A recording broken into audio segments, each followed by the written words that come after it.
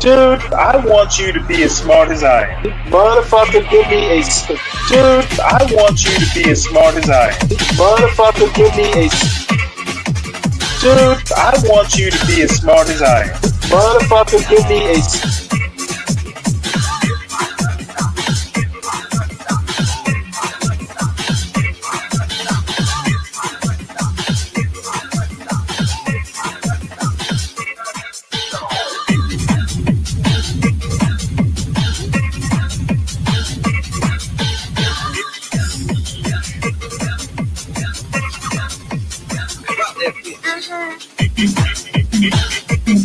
Dude, I want you to be as smart as I am. motherfucker, give me a specific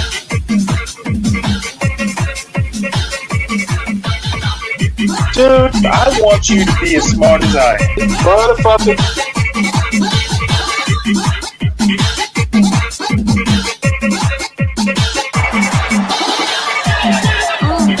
Come on out, you rapist!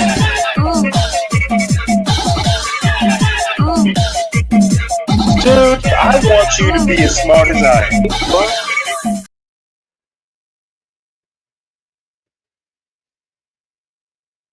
Born in Pittsburgh, Pennsylvania in 1859, Henry Ossawa Tanner became the first African-American painter to gain international acclaim. Tanner was born to Benjamin Tucker Tanner, a prominent AME church bishop, and Sarah Tanner, a former slave who escaped via the Underground Railroad. At age 13, while walking in Fairmount Park, Philadelphia, he saw an artist painting outdoors and decided to become a painter. In 1879, Tanner became the only black student at the Pennsylvania Academy of the Fine Arts. He developed his realist style. To support himself, he worked various jobs and painted tirelessly despite facing racism. Tanner's paintings like The Banjo Lesson and The Thankful Poor portrayed Black Americans with dignity and humanity. In 1891, Tanner moved to Paris to escape racial prejudice. There, he studied at the Académie Julian and found acceptance in French artistic circles. He once said, "In Paris, I am simply Tanner, an American artist." Tanner gained international fame with religious works and became the first Black American represented in the Louvre. Subscribe for more inspiring stories about notable Black Americans. My tone-up song I would choose is Ooh. Well, good evening, everyone. Glad to be here. Glad at least a few of you are here. So, nothing much going on today. Won't be a long show. That's all I have to say. Tomorrow, I am going to actually do a kind of a video essay on the federal workforce. Some interesting things, perspectives about DEI specifically that I hadn't thought about before. But, stay tuned to that tomorrow. Pretty much tonight it's going to be a few videos, maybe a news story or two, and then out. So here we go. Didn't intend on starting with Pop the Balloon. There is one. Actually, about 3 new ones. But I want to start off a few days ago. Enrico Tario, or Enrique, can't remember now.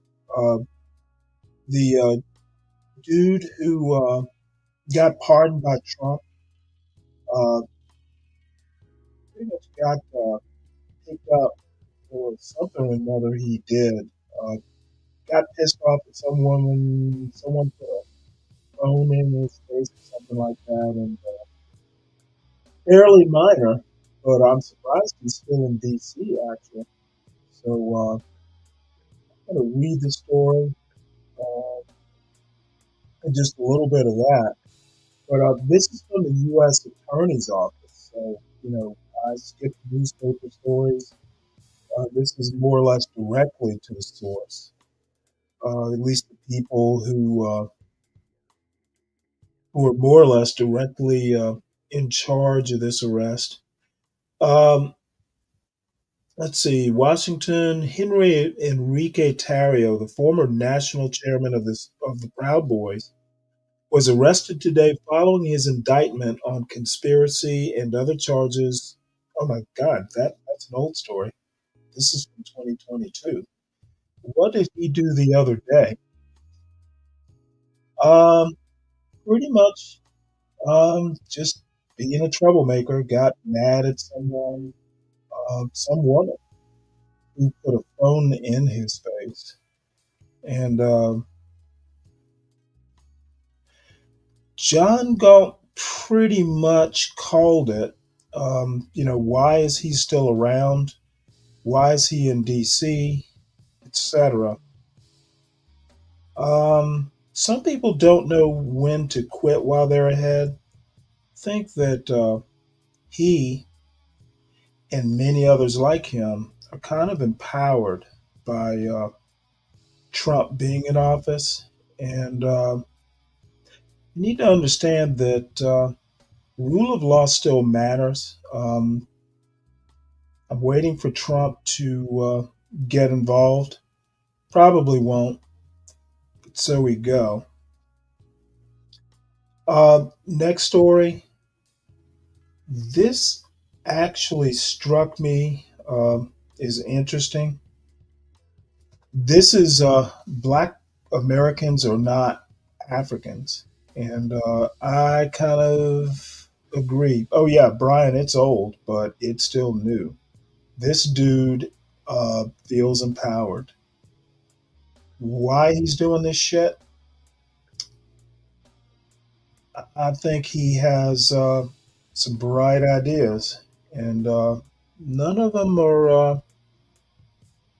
You know what? I just don't get these MAGA blacks. They are out of control too often, and they feel empowered now. So let's see what this is all about. 10 reasons why Black Americans are not Africans. Hey, To Kim. start off, I want to clarify that this is not about being against Black Americans or Africans. I just find it interesting how many people still push the narrative that Black Americans are foreign to a land their ancestors built and have been tied to for more than 400 years and way over 20 generations. This isn't about Black people who recently moved to America. This is about an entire ethnic group that was also the beginning of the New World. 1. Black Americans are an American ethnic group, not foreigners. People often forget who Black Americans are, which causes confusion. For More years, times than not, anyone Black Black in Americans America forget who they either are. identified or was forced to identify as Black American. For example, a Black Latino would have been pressured to identify as Black American because many people misunderstood Black American as a race rather than an ethnic group. However, Black Americans are not foreigners or immigrants on American soil. They are the descendants of Africans brought as slaves more than 400 years ago who built their own cultures, traditions, and homes in America. They are not the same as Black people in Germany, France, or other nations, nor can they be compared to Asian Americans, Latinos, Caribbeans, or Europeans whose grandparents recently moved to the United States. 2. Black Americans did not lose their culture, they built one. Many people claim that Black Americans lost their culture or were taken from it. This narrative falsely implies that they have no culture, which is an embarrassing lie. In reality, Black American culture is one of the most influential in the world. From music, language, and fashion to social movements, Black American culture has shaped the modern world. Culture is man made, and Black Americans created their own in America, a culture that should be acknowledged rather than dismissed as merely African when it has evolved into something distinct. 3. Black Americans know where they are from. The idea that Black Americans are lost because they don't know their African origins is flawed. Imagine knowing with 100% certainty that your family has been in the United States for over 400 years, yet still being told you don't know where you are from. Many Africans today cannot trace their lineage back more than a few generations. Yet, Black Americans who have documented family histories in America for centuries are expected to feel disconnected. The idea that they don't know their roots is unnecessary and unfair. 4. Black Americans should not be compared to recent immigrants. Black Americans are often grouped with Asian Americans, Latinos, and Africans for comparisons. However, comparing Black Americans who have been in America for over 20 generations to groups who arrived within the last few decades is unfair. Imagine being in a country for centuries, yet when asking for representation, you are compared to people who arrived recently. It's like discussing the lack of Hausa representation in Nigerian media and being told, what about the Indians? A completely unrelated comparison. 5. White Americans are not treated as foreigners. Despite the fact that many white Americans arrived in the US long after Black Americans' ancestors, they are never questioned about where they are from. Nobody tells white Americans that they don't know their roots or that they need to return to Europe. In fact, Europeans often emphasize that white Americans have their own culture, yet Black Americans who have been in the country just as long, if not longer, are told they are not truly American. 6. The narrative of Black Americans being foreign is rooted in racism. Black Americans fought and built America, while European immigrants arrived later and were immediately granted full rights. Despite this, Black Americans are still treated as foreigners. Well, while this reads like a kind of like a high school book report, one thing she's getting wrong is people who immigrated, Europeans who immigrated in the early 20th century, were not immediately granted their whiteness. They had to earn it um, the hard way. Intermarriage.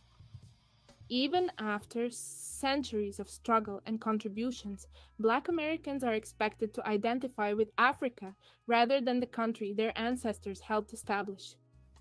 7. Black American curiosity about Africa is often exploited. Black Americans' curiosity about African culture is natural and should be encouraged. However, some take advantage of this curiosity to push the idea that Black Americans are missing something or that they should feel lost. Every culture was new at some point. That does not make Black American culture any less significant or legitimate. 8. Black Americans What's up, Stanley? partly due to this narrative. Nothing The much. Hold on idea one that sec. Black Let Americans this are not finish. truly American is one of the reasons their needs are often placed last. They are used as a tool for other minorities and frequently overlooked in policies and discussions about American history and rights. 9. Black American history is American history. Black American history is often not viewed as American history All by right, many because some Black Stanley, Americans pause have been this shit. Come on, this is fucking stupid. Well, Meanwhile, no. How many about you Europeans in pause the till it's US done? whose families had no role All in right, building the I'll submit. nation Let's be and who polite. I only thought you were immigrated a white. few generations ago No, I'm not tend to white. I'm black. You profit know that. and act as if they are just as or even more American than everyone else. These same people then complain about Black American history, which is American history, being taught in schools. My point is that many of the people who take issue with Black America are not actual white Americans with deep roots in the United States. They are often from families that are basically fresh off the boat, people whose ancestors had Asians, little to right? do with the Asians. foundation of the United States. Yet, they still feel more entitled and are able to push the belief that teaching American history in American schools is somehow racist just because they feel uncomfortable. Imagine saying you love America and lying about being proud, and yet you feel ashamed to know, listen, and learn about how America came to be in the first place.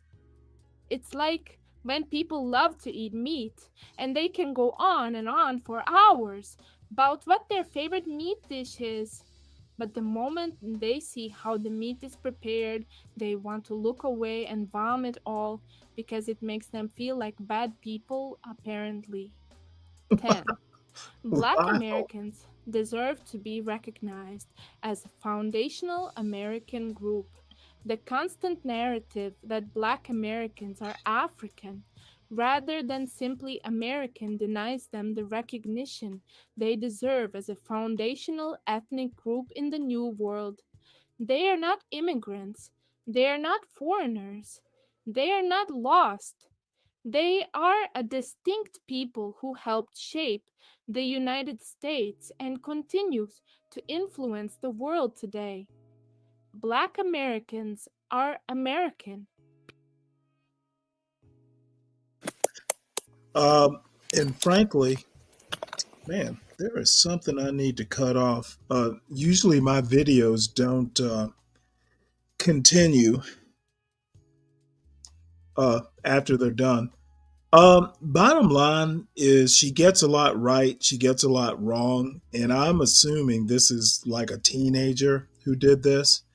Um, Earnest, no doubt, but I think the only point that I take from this is that there are people like Be Brave, obviously a friend of the show, who, well, not my show, um, who, for some reason or another, still want to act like blacks in America um, are not American.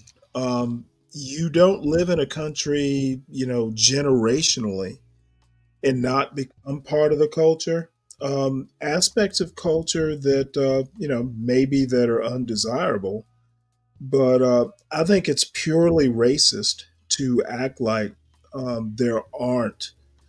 Well, let me put it to you this way. Um, Way back in the day, from 1619 forward, who did blacks learn uh, American culture from?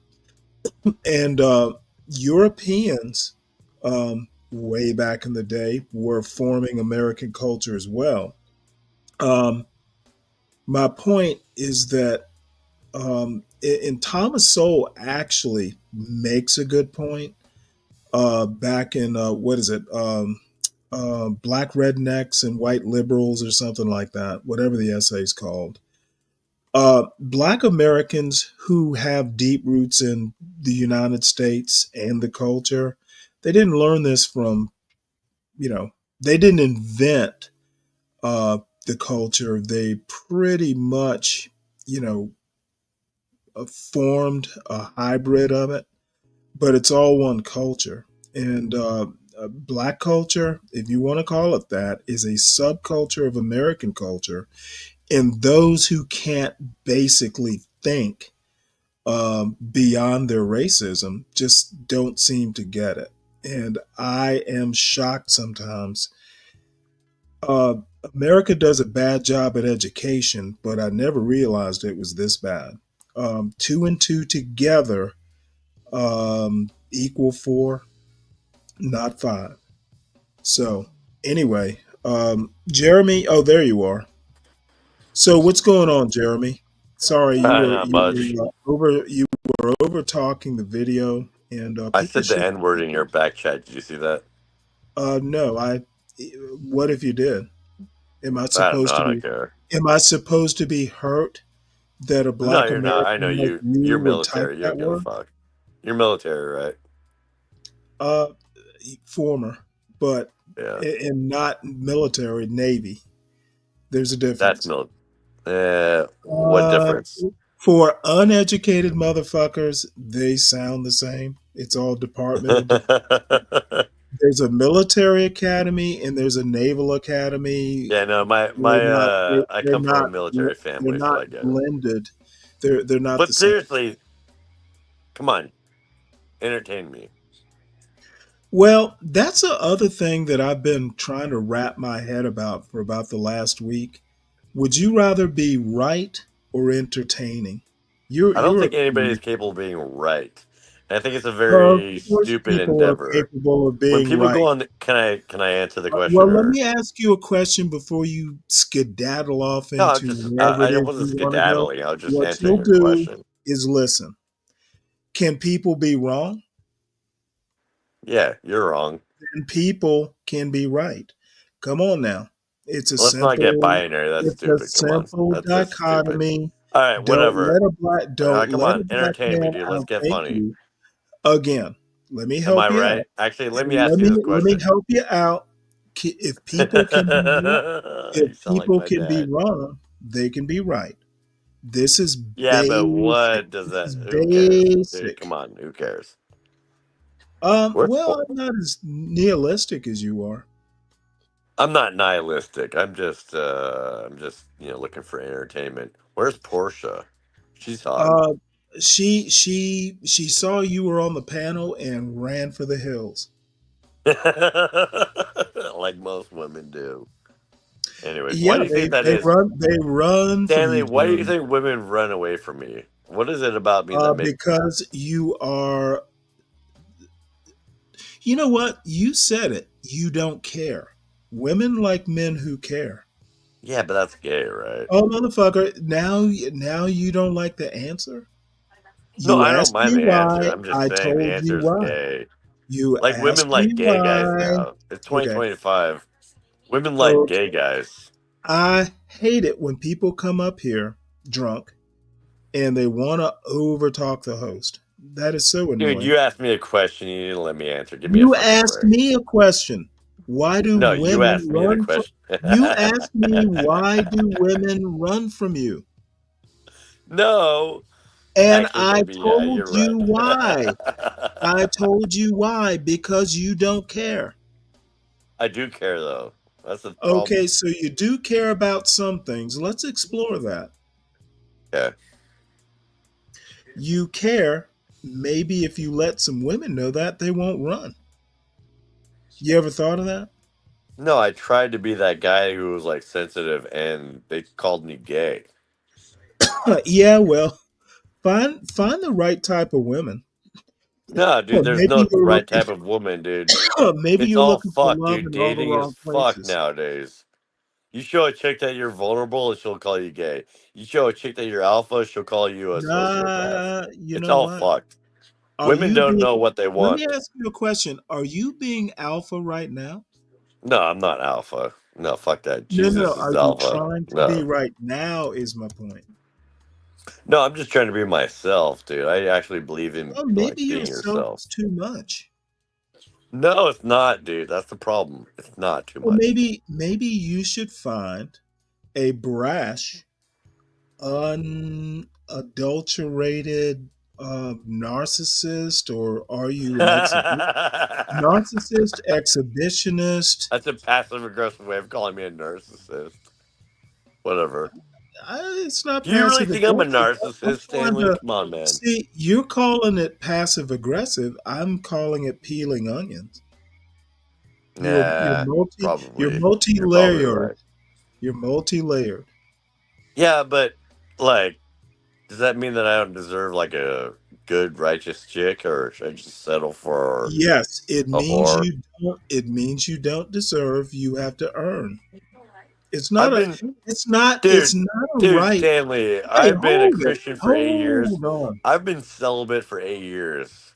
Okay, well that's your problem, not mine. It's not a problem. It's me sacrificing my own cravings to find a wife. Okay, you know what? listen to what I just said, though. I You don't think you're don't. right though. You do not have a right to procreate. You must earn the relationship. It doesn't. They don't. They don't drop Yeah, out of but the. all the women that I've tried to like work towards a relationship, they turn out to be complete whores. Are you sure it's them and not you? No, I'm pretty sure, dude. I've been 8 years You're celibate, looking pretty for a sure good it's not. Christian You're wife. pretty Every sure chick it's. that I think is my wife turns out to be a complete whore. You're pretty sure it's not you. No, it's not me, dude. I've been making the Christian sacrifices for 8 years now.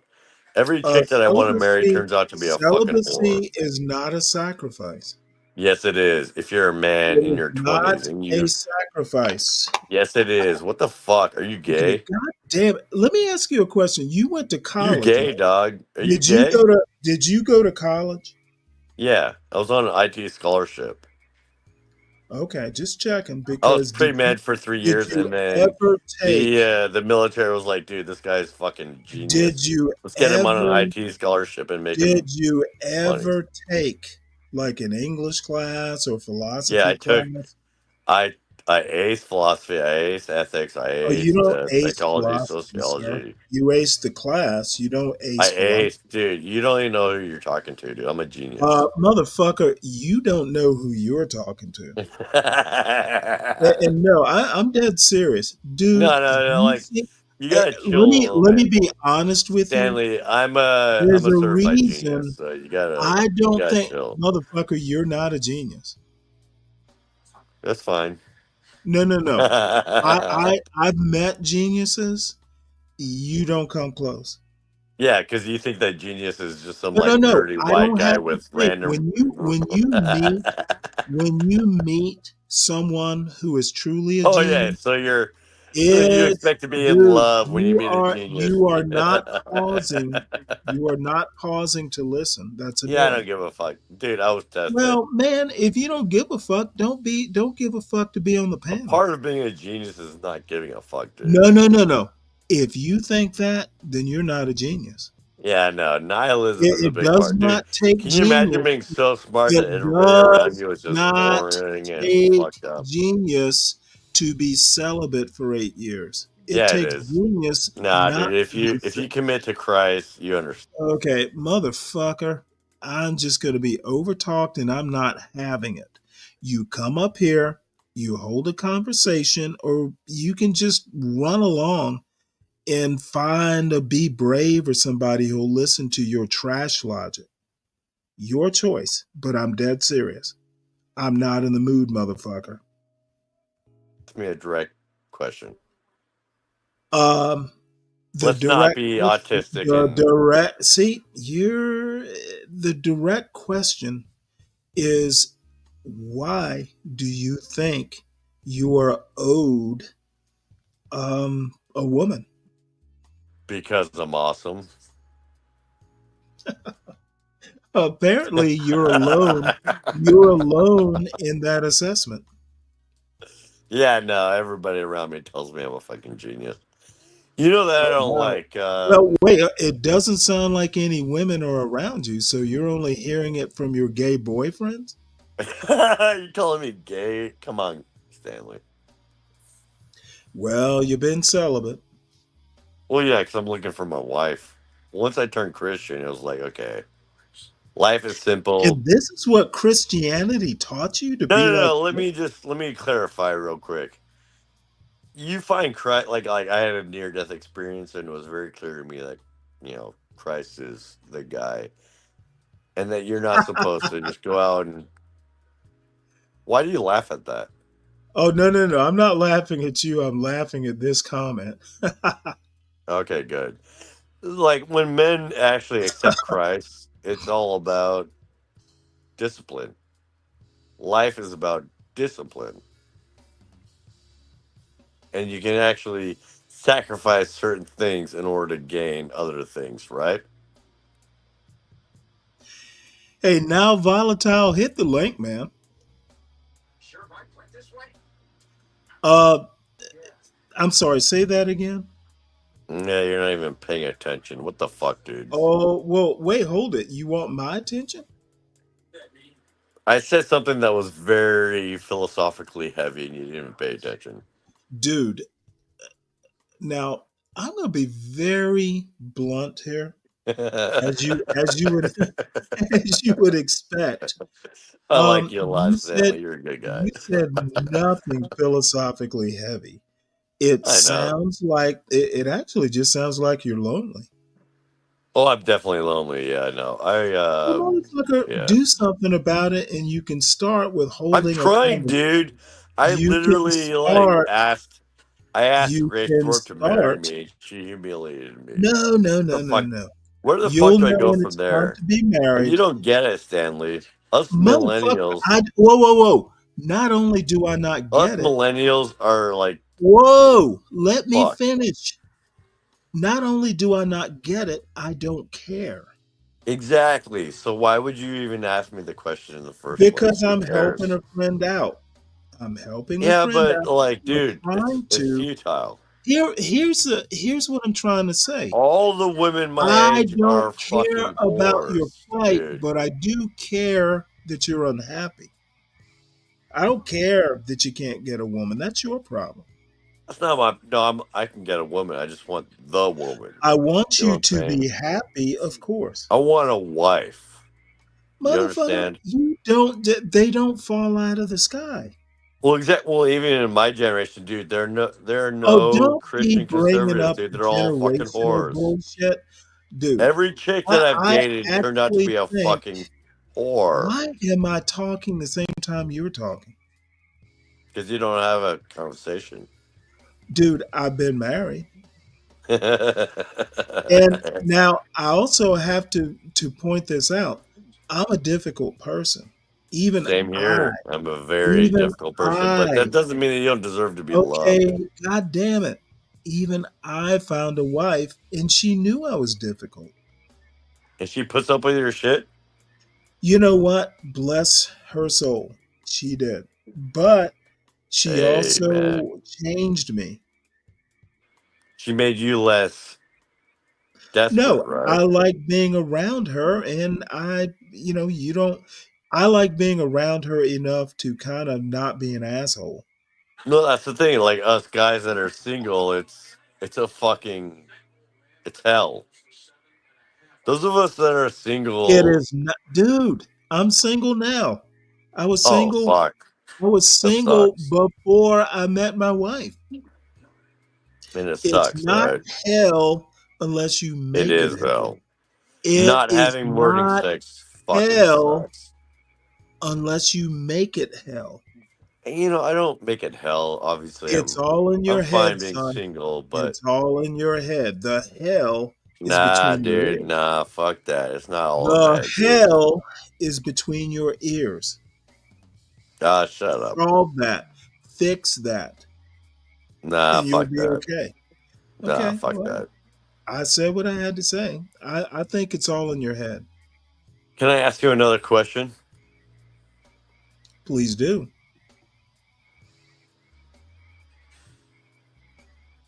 Did you fall asleep already? Oh, you're the best, Stanley. Or Stanley. Are you you're saying- working hard to get No, a I question? love you. I think you might be a genius. Stanley. No. If Talk to I me. were a genius, I would not be on YouTube. Yeah, I would right, be dude. The way I you would speak, be- the way, I would be like, dude, working you're calm, at CERN cool, or something. collected. You might be a genius. We'll see. No, Stanley. I doubt that I am. Oh, yeah, me neither. But hey, Stanley. Here is the truth. Read it on the screen if you can. You must qualify for a wife. You can, however, marry some woman like most men end up with. You must. Nah, that's fucking No. stupid. You must. That is the truth. You We're all must fallen soldiers. Give me a qualify for a break. wife. You We're all must fallen, earn dude. the relationship. Nah, dude, that's a Relationship, fucking Stockholm syndrome. It is not a civil right or a Nah, natural. dude. Yeah, Okay, nah. motherfucker, See, that's the you problem. Can I don't even react to listen. that? That's the It problem is right not. there. It is Is not that a men think they have to natural. be It is not a natural right to be married, to have a relationship, or procreate. Anyone who's idiotic enough to think that, you're the problem, not the women you're trying to meet. Jeremy, I know you're a little inebriated, but come on, dude. If you're that kind of genius, maybe your genius just needs to be isolated and you go build a laser or something. Think about that. I'll think about it, but let's just go ahead and accept the fact that most women nowadays are complete whores. So you gotta settle. Wait, You what? gotta settle. Most women No, are you complete don't. whores. No, Yeah, you you don't. gotta settle nowadays. No, Yeah, you no, with the don't. culture. No. Yeah, Okay. you do. This is why people get into bad marriages, because they think they have to settle. No, that's exactly what's going on right now. Every woman wants to be the next And Cardi B. that high divorce rates are exactly Every what's going chick that on I right now. date, can I There's just my say something? proof. Every You chick I just date has a confirmed. past of being a fucking You whore. just confirmed my statement. Garbage No, in, dude, every garbage chick that out. I date, like, she waits till the last minute and tells me, oh, yeah, I used to be a whore. I've seen Sorry. your dates. I saw your date with Ava. Yeah, that bitch wasn't hot enough for me. Come on. Shit. Tell you what, she's not chopped liver. Well, no, she's hot, but she's not hot enough. You understand that I'm like a 10? I What's have a genius what's hot IQ, enough dude. to a man? What's hot enough to a lonely man like yourself? I'm looking for a wife. I'm not looking for a quick lay. I'm She looking was for a hot enough wife. to quench. She was Nah, hot enough dude, to I'm not quench. looking for a fucking She lay, dude. was hot enough to quench your I lonely was that thirst. guy back in my early She 20s, but no, was dude, a no more. she I was don't a fucking. cool I glass don't of look. water. She was a Dude, cool trust glass me, of. I would have. I will not be overtalked, Jeremy. She was a cool glass of water to a man in an obvious desert. Get over yourself. No, fuck that. She fucked Darius. Why would I fuck Ava after she fucked Darius for clout? The bitch is a whore. I have no idea what's going on. Haven't talked to her in a while. Okay, so you don't even know the situation. You know that No, Ava don't. fucked Whoa, Darius to get don't back at tell Grace. me. Don't Why tell would I me. fuck Ava? Don't She's tell a me. whore. I don't care. She's a whore. I don't fuck whores. That's young folks' business. I'm an old No, man. dude, I don't fuck Don't be whores, bringing all dude. that millennial She's a bullshit up here. whore. I don't fuck whores. What is so Yeah, wrong you with do. that? And it might come to that, actually. No, I don't actually. Yeah, I think you do. No, I don't. You're going to find Christian whores. No, dude. That's the thing is, I'm gonna find my fucking wife, and she's not gonna be a Well, whore. good luck. Good luck in your prospecting. It's Yeah, going I'll to be. keep waiting, but still, you really think I needed to settle for a whore? I think you need to settle for being a good person. I'm already a good person. What are you talking about? If you say so. Are you calling me a bad person? Come on, Stanley. What the fuck? I am not calling you a bad person. I Yes, don't you know did. Don't I lie. don't know You you that just called well, me but a bad I person, dude. do know you don't hold. I do know you don't hold conversations very well. Yeah, because I get bored very easily. That is not anyone's problem but your own. Yeah, but you're boring, dude. Maybe when you have conversations, you should do crossword puzzles. Nah, fuck that. Why would I do that? Crossword. I got burned out on crossword puzzles. When What's I was up, 19. Lawrence? How you doing? Hey, Portia. Oh, by the way, Portia. Ooh, Portia. What's up, Portia? Is in the chat. I saw like you say Portia. hello, and I got distracted by foolishness. So, hey, Portia. Wait, are you saying you got distracted by my foolishness? Yes. Ah, fuck. Well, what would you call it? Serious? I don't know. I'm just being entertaining. This is fun, though. We're having fun. Hold it. Hold on. You're entertaining to whom? Portia. Oh, you think Portia's laughing in a rocking chair? Oh, definitely. She's in Yeah. her rocking chair on the porch drinking iced Why tea. would you say in a rocking chair? You calling her a grandma? Laughing at Jeremy jokes.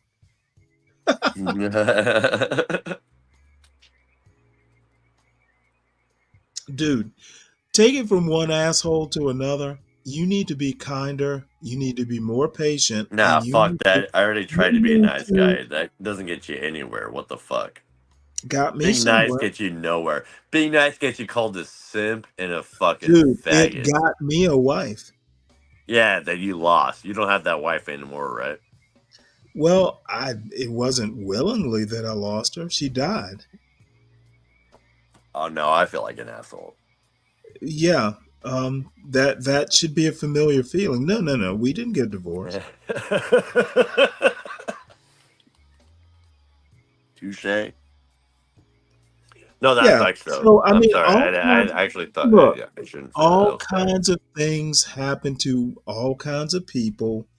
It was untimely, but Wait. You actually life had a goes. wife die on you? Yes. That's fucking heavy. Can we talk about that? It happened 11 years ago. Okay, so it's not so heavy anymore. But still, dude, that's fucked No, up. it will forever be heavy. But you learn to deal with it. Yeah, but dude, having a wife die on you, were you in love with Oh, her, it like to was. the point where did you think she was your soulmate?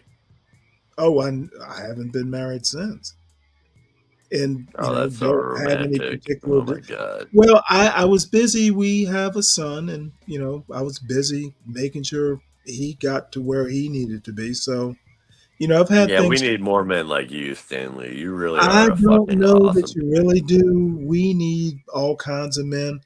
Bottom line is, look, dude. Here's the deal. I got married late. I was 38 when I met my wife. We got married at 40. I was 41 when my son was born. I was single before, only marriage, only child. Yeah, I'm So only 35, dude. I've had 11 years to ponder marriage and loneliness and all that bullshit. Yeah, So I'm at I'm 8 years, so not I'm not whistling Dixie when I pour out some of these pontifications. I've actually had time to think about it. yeah, exactly, and that's why you knew she was the one, right? Oh, no, no, no, no. I knew she was the one the first time I met her. Yeah, same here. I already found the one, and It, she it was fucking it hates was me. ridiculous. I'd say it was love at second sight, and the only reason it wasn't first sight is because I didn't get to talk to her a lot. I met her at an Easter dinner. But the second time we talked, we were never long apart after that. We were a thing the second time I met her. That So, sounds so romantic. I'm jealous. it wasn't just romantic. Well, it was scary. I That's knew what she makes was it so the one. romantic is like I you guys had were to, afraid, and dude, then you guys just dude, fucking clicked, and I then just was, oh no, yeah. it was a lock. Now, I'm pretty sure she felt the same way because oddly enough, we never talked about it. We just were. So, Lucky. no, I don't know that it's so much luck as much Nah, as that's luck, dude. You find a chick that just combines, dude. it That's luck. has, my parents, I don't know all the details, but yeah, they chance meeting. So that's why I'm a little bit more. You'll meet your person. You just need to be open to it, and you just need to not be an asshole, I don't know, dude. It's hard not being an asshole. dude. I'm a In predator. modern days, I'm a you gotta predator. I'm understand, a dude. It's hard not being. preternatural asshole.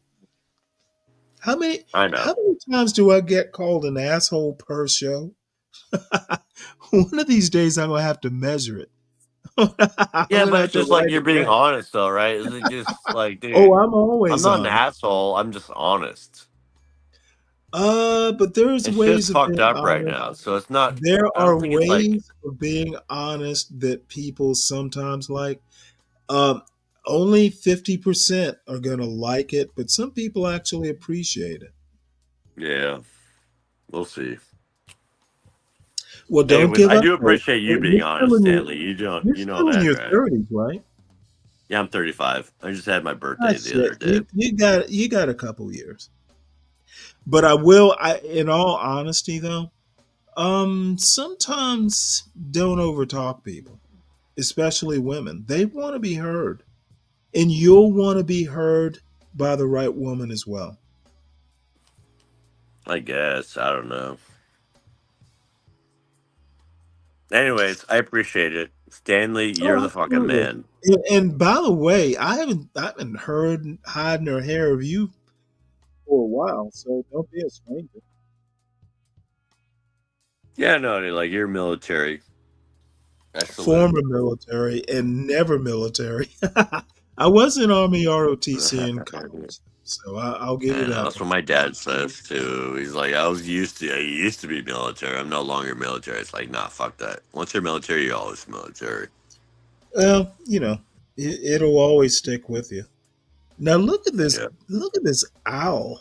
Um, well, it's nighttime in California, so I'm hoping this owl at some point, is still nocturnal.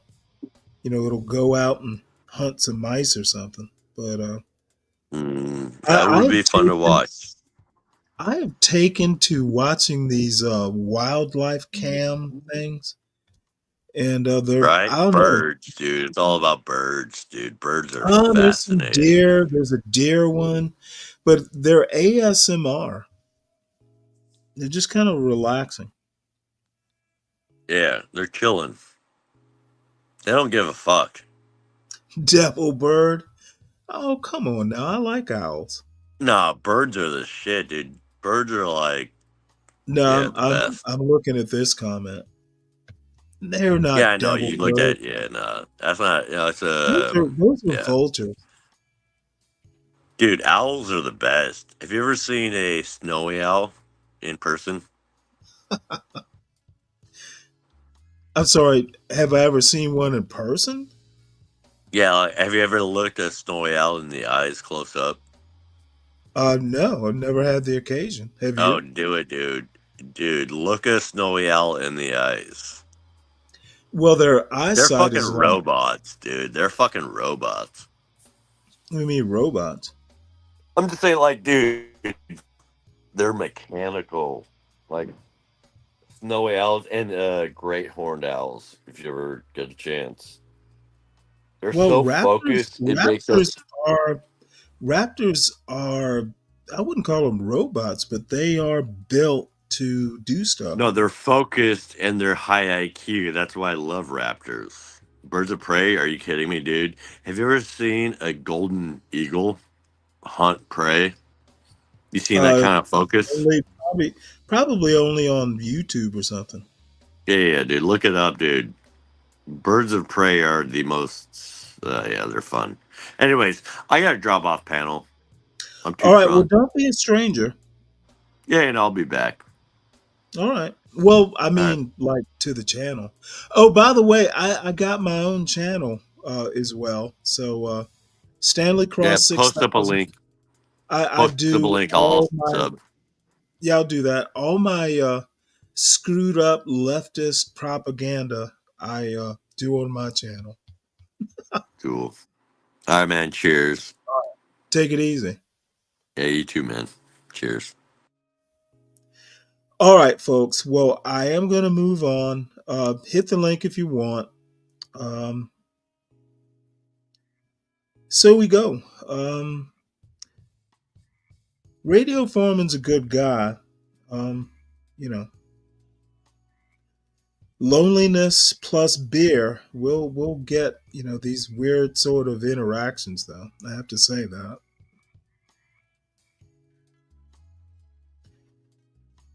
Let's see here.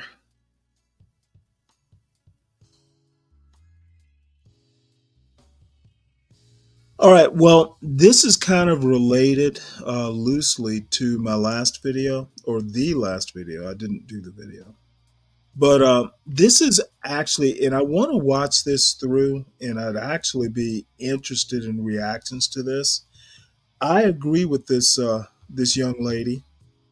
Again, this is Lady Boulay. She reminds me of my mother, believe it or not. Let's get past this. Thank you for your thumbs up, for your comments. And thank you for sharing the videos. Thank you for all you do to support the channel. And yes, we are commanded to love one another, whether we want to or not, or whether we agree with each other or not. Well, I guess you've heard because everybody is talking about it.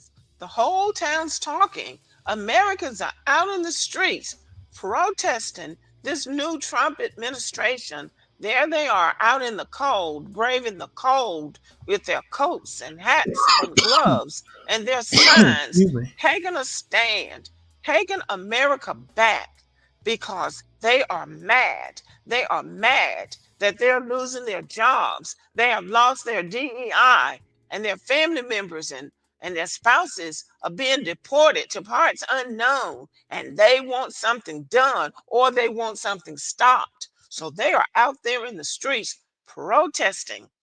But Black Americans seem to be missing in action. Where are the Black people?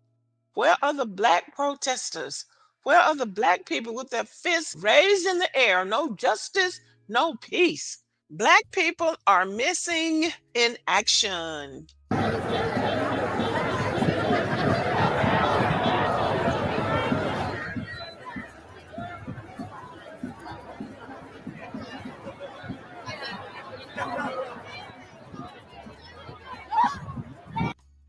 So, where are the Black people? These crowds are gathering and marching and screaming from Washington, D.C. to Texas. They're screaming about Elon Musk and they're screaming about breaking up families. But where are the Black people? When you look closely at these crowds, you might see one Black here and one Black there, but you don't see a representative number of Black people. So, where are the Black people? Y'all remember this picture? This was taken right after November 6th when Kamala lost the election. And you see Black women up on a roof above the city, watching the city burn, sipping tea and having polite conversation. One has on a t-shirt that says 92%, indicating that 92% of Black women voted for Kamala. Many Black I want to point out, in all fairness, a lot of Black people agree with Trump's stance on illegal immigration. And Kamala, they took it lightly. So that's why they lost. Or like one of the top two reasons, in my opinion. So, yeah, but let's hear what else he has to say.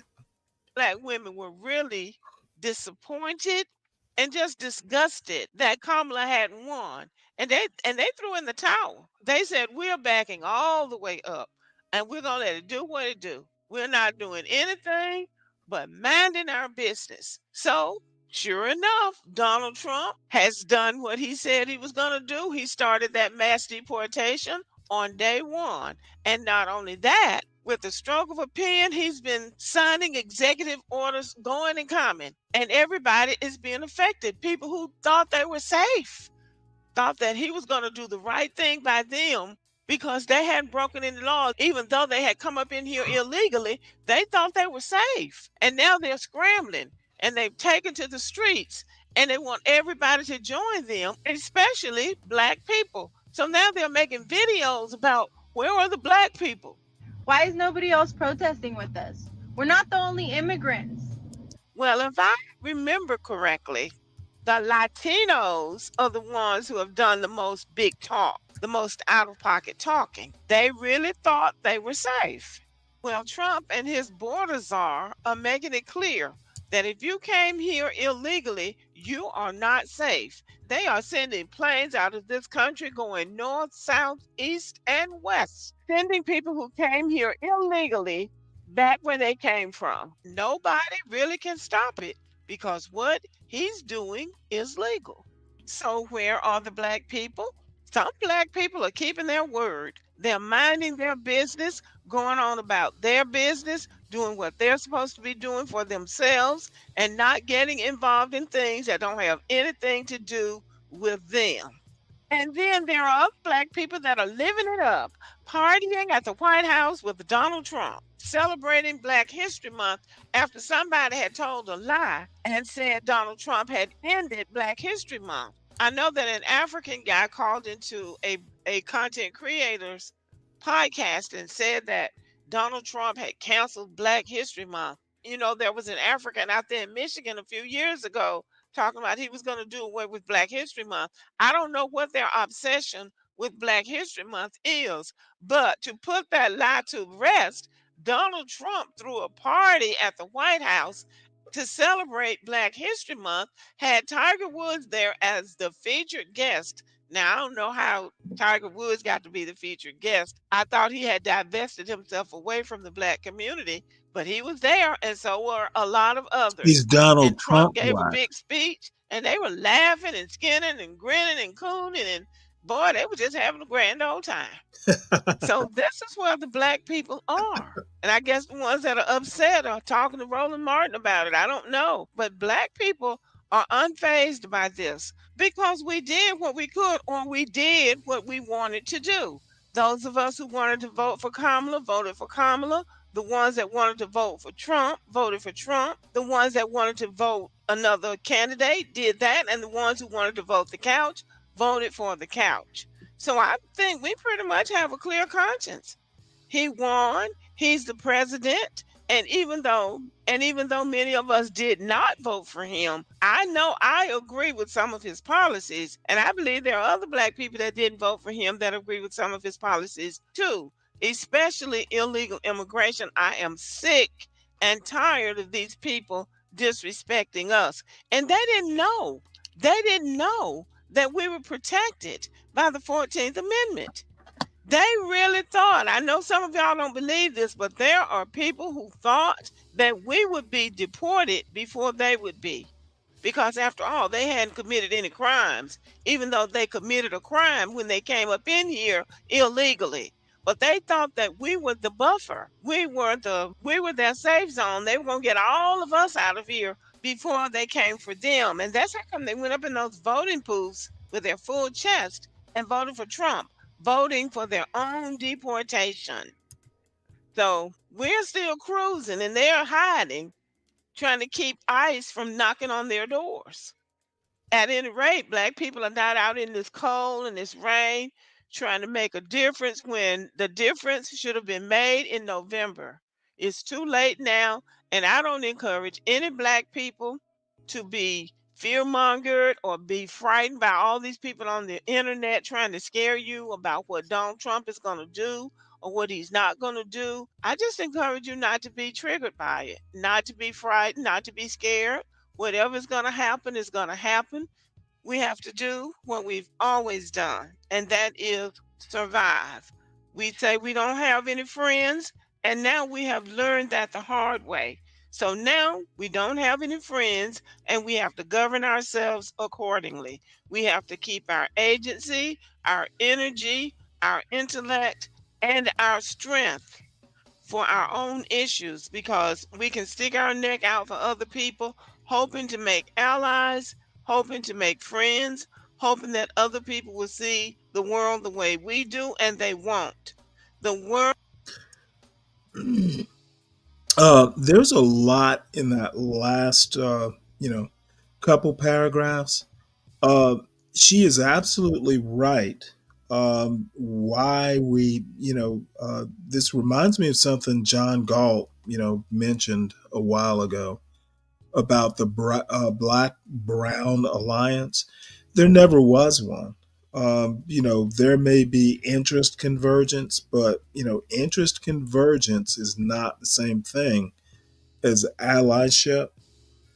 Um, the other thing about this kind of goes back to something I've been saying maybe the past 2 or 3 weeks. There are a lot of things within the virtual black community. There are a bunch of black communities. I don't have I don't have faith that there is a black community. Uh, So, part of what she's saying, and I wish she went a little farther with her point. I don't know whether she would agree, but the bottom line is not every black person's your ally. There are a lot of, there's diverse opinion within the black community.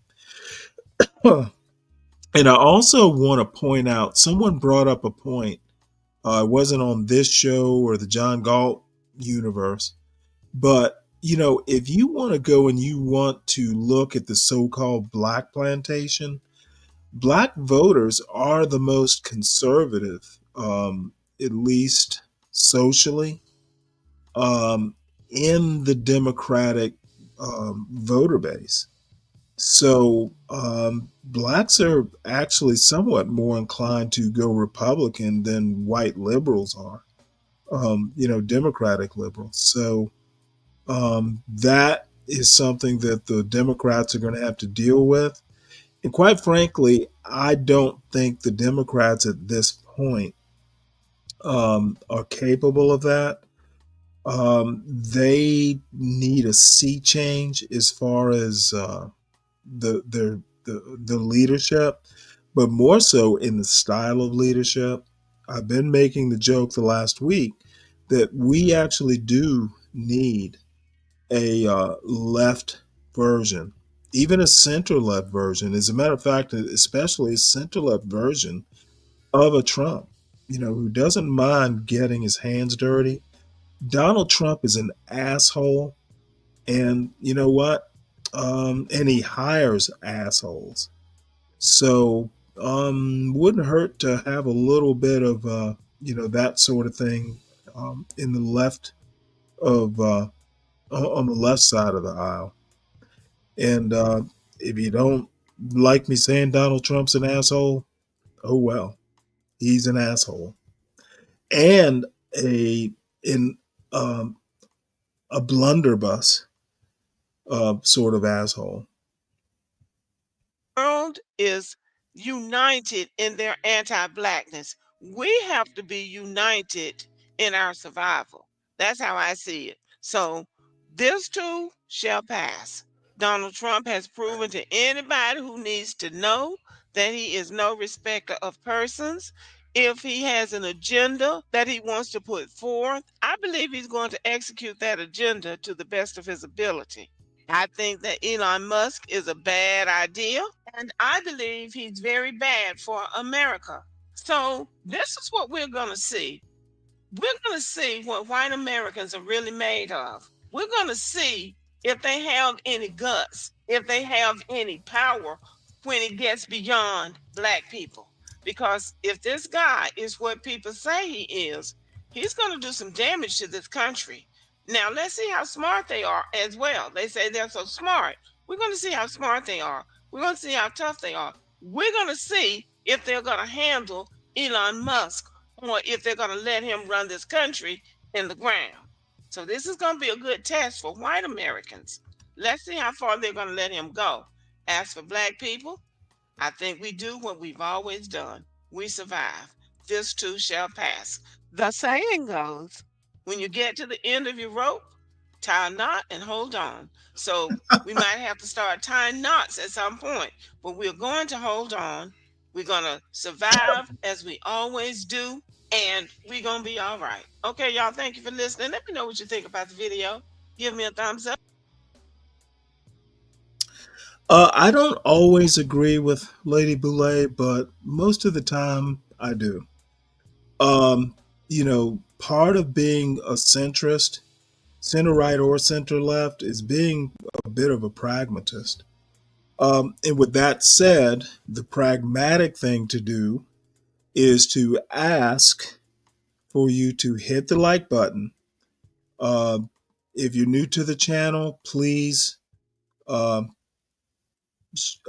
subscribe to the channel, share the wealth.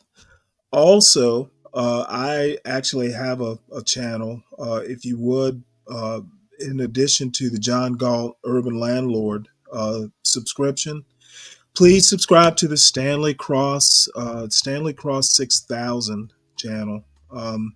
I'm mostly doing just, video essays and just stuff that crosses my mind to talk about. Unfortunately, I'm not doing it very well these days. I need to. First time I've done this sort of stuff, so improvement will follow. But if nothing else, it's like Linus's pumpkin patch. There's a lot of sincerity that goes into the foolishness.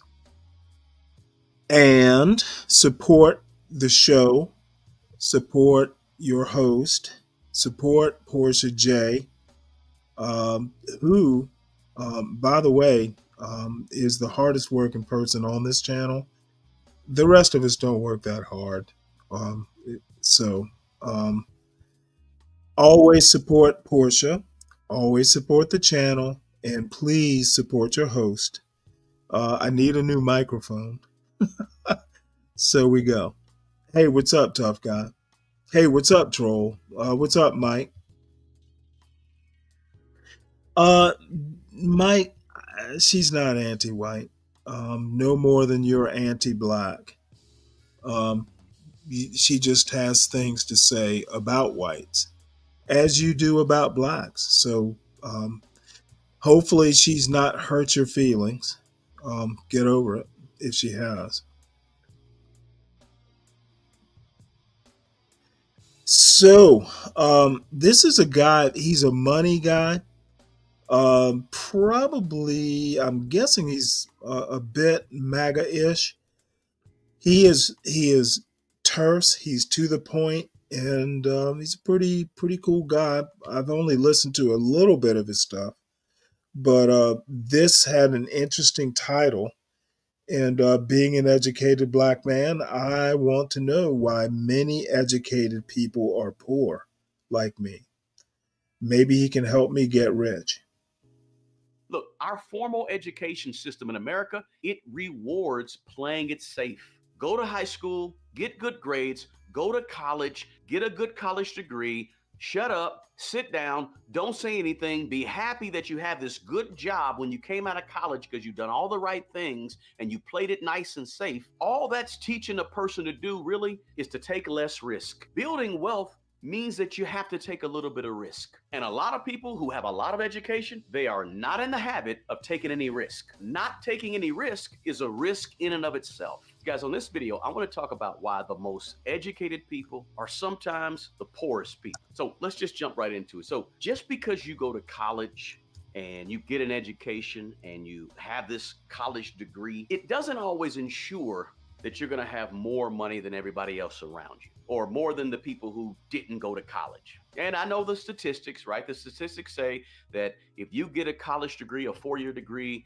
on average, you're going to have more money than the person who didn't get a college degree. I totally understand what the statistics say. But when you look at this thing on a case-by-case basis, it's not a guarantee that your college degree is going to leave you in life ending up with more money than the people that don't have a college degree. Yeah, we know the statistics say that you're going to earn more money, but the statistics really don't tell us whether or not you're going to keep more money. I mean, in real life, we all know people who have a college degree, but either aren't making more money or they've accumulated more debt in the process and they're having a hard time paying it off, or they make more money and they earn 6 figures, but they spend just as much, if not more money than most people, and they don't end up having more money because they can't control their expenses or can't manage their finances well. So we know people like that. And we know people who strongly believe that they're automatically going to do better in life and automatically going to have more money just because they went to college. Or they may look down at people who didn't go to college, right? That happens. There's people that are like that still, right? Drop a comment if you know anybody who thinks like that, or you've heard people say that. We know that it doesn't quite work like that in real life, right? Listen, you may have a college degree, a 4-year degree or a master's degree or whatever, PhD, whatever, but you still have to show up on time. You still have to provide value on whatever job you go to. You still have to listen to direction, and you have to do what's asked of you if you want to make more money or move up in a company or whatever, right? You got to treat people with respect and dignity, and you got to make good decisions. You still have to do all those things, whether you have a college degree or you don't have a college degree. And you still have to manage your life and manage your money with good integrity, good character, and be a wise steward over your financial affairs. You still got to do all that. If you have a college degree and you've got some special skill that gets you $100,000 right when you get out of college, great. But guess what? If you don't do some of the other stuff, you're not going to have a job, right? So you still got to put in the effort and produce. But let me also say this, right? I think college is a good thing. I'm all for a college degree in a good, functional, practical skill set that you can use and you can make money from after college. I'm all about getting a college degree, right? I'm not against it. I support college degrees, whether it's a 2-year associate's degree, a 4-year degree, a master's degree, whatever it could be. But I support going to college, not because it's the end all be all, or that college is going to somehow automatically set you up somewhere in a penthouse with lots and lots of money for the rest of your life. No, I don't support college because of that. I support a college degree because it gives you options. It gives you added choices in life. And the one thing you always want in life is you want to have more choices. And the more choices you have, the more you have a little bit of freedom and you're able to make a better decision. I will never tell a person, don't go to college. Please go to college and get a specific degree. That's okay. But don't go to college thinking that just because you went to college and you now have a degree, you're on easy street. Everything is chill from here on out. It's automatic, right? Because college does not guarantee that life is easy, and it doesn't guarantee that you're going to be building wealth, right? You got to understand that. And you got to understand that going to college really, it has some limitations. So let's talk about some of the reasons why a lot of people that go to college, many people end up being poor. First, there's the trap of the education system in America, right? Many educated people in America who go to college, they have this one formula that sort of keeps them trapped. The formula is this: go to school. Okay, this gentleman, like many people who make this type of critique, seem to think that college kids are capable of knowing this sort of stuff without good parenting. This is a parenting critique. Stop beating up the young people for not having good parents. This could be more effective if he addressed the actual issue. College is not the problem. A kid thinking that it's going to be easy street if he gets the college degree is a symptom of the problem, not the problem. Like so many people who are not capable of actually critically thinking what the real problem is, critically thinking the processes. Kids don't get to college thinking it's going to be easy street without, they didn't have good parenting. And maybe their parents think the same way, but the parents are the problem, not the children.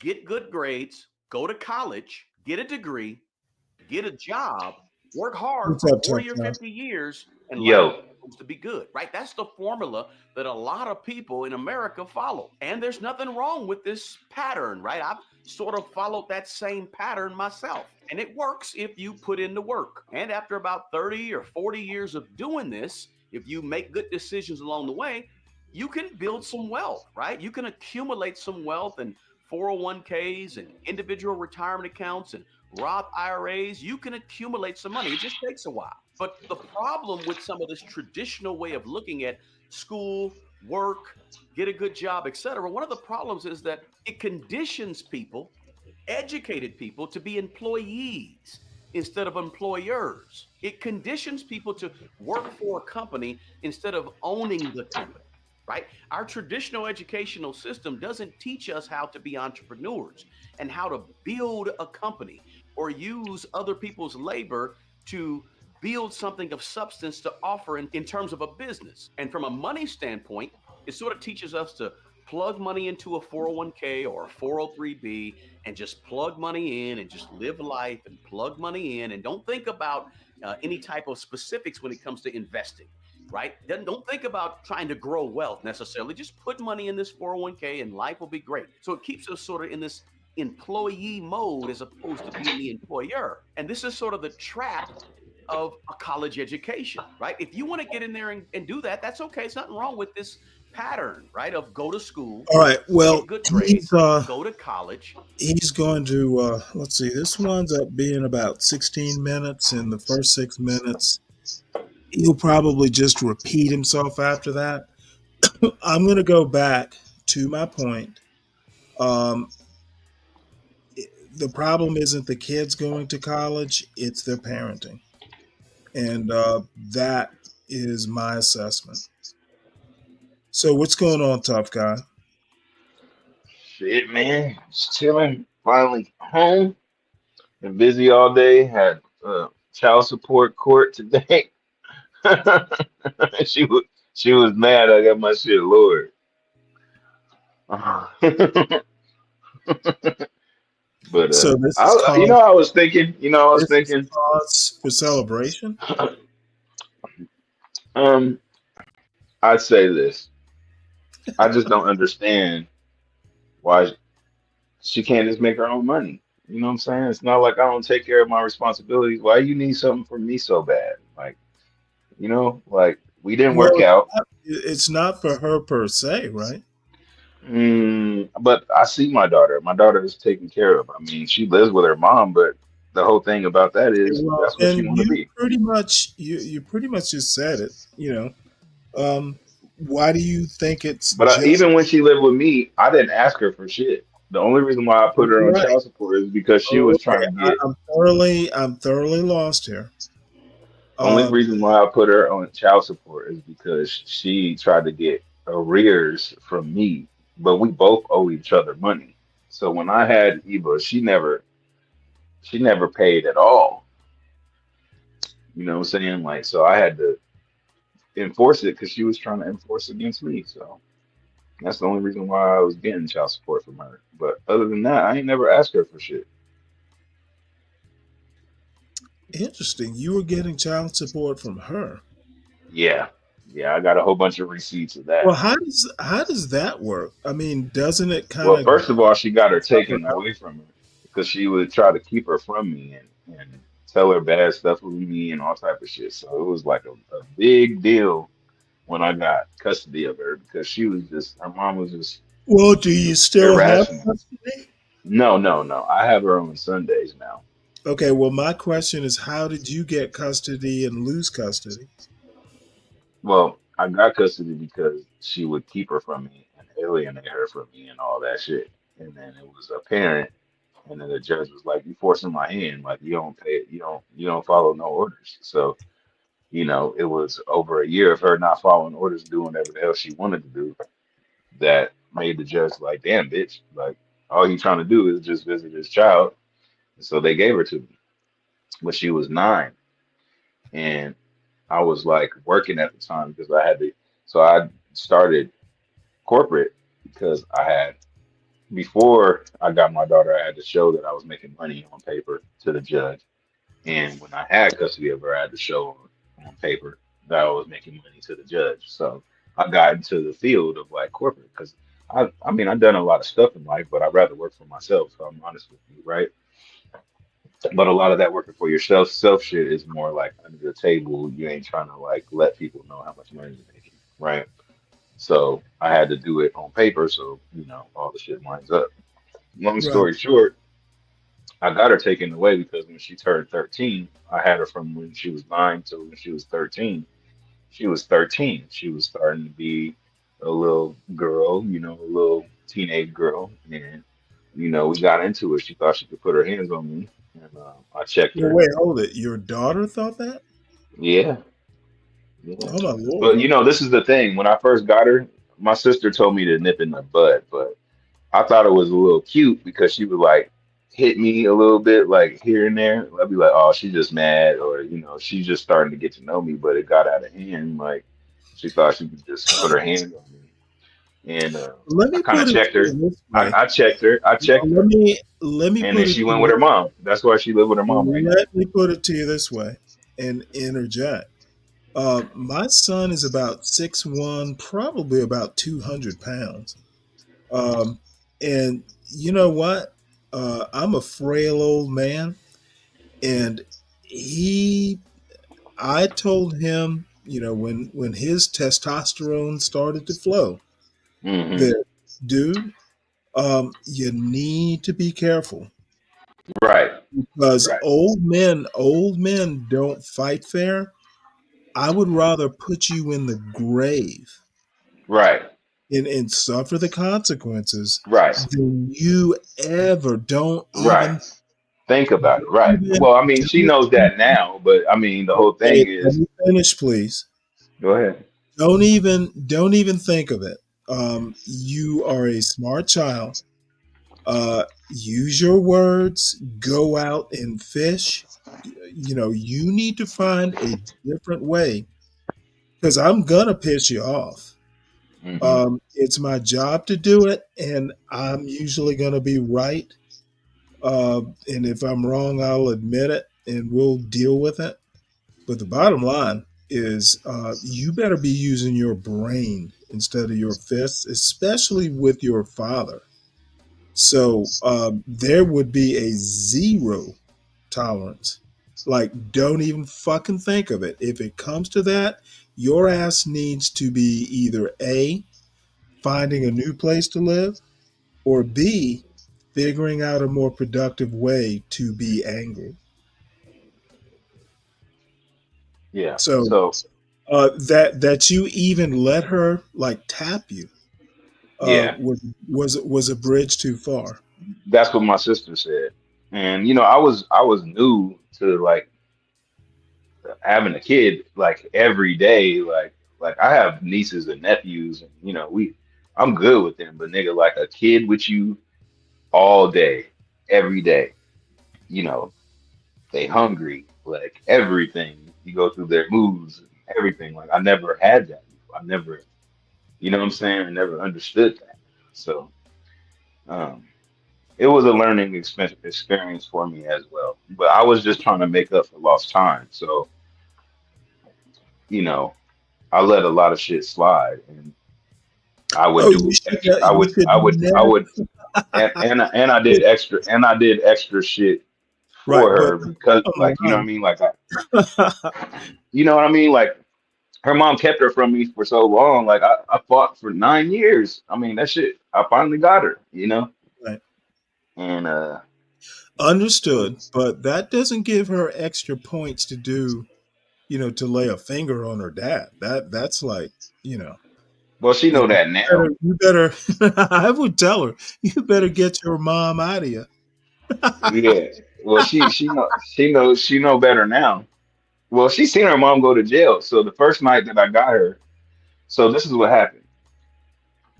So I used to so in the beginning, I, okay, I have to go all the way back. I'll be quick though. So in the beginning, when she was born, before she was born, she was pregnant, and I went back home because we couldn't get along. So when I came back to see my daughter get born. We got into it. I got kicked. She kicked me out. I got a girlfriend. She brought the baby to a gig, saw the girlfriend, got mad, and then she like disappeared. And then I had to go through child abduction to find her the first time. Then the second time I found her when she was like 8 or something like that through child abduction because basically I had a relationship with my baby because I lived in Arizona. But when I would come to California and I would buy her stuff like every other month because I was balling then. I didn't really give a fuck. I was just buying her shit, but I didn't keep the receipts and all that. So like in court, you're supposed to keep the receipts and all this. So she just spit.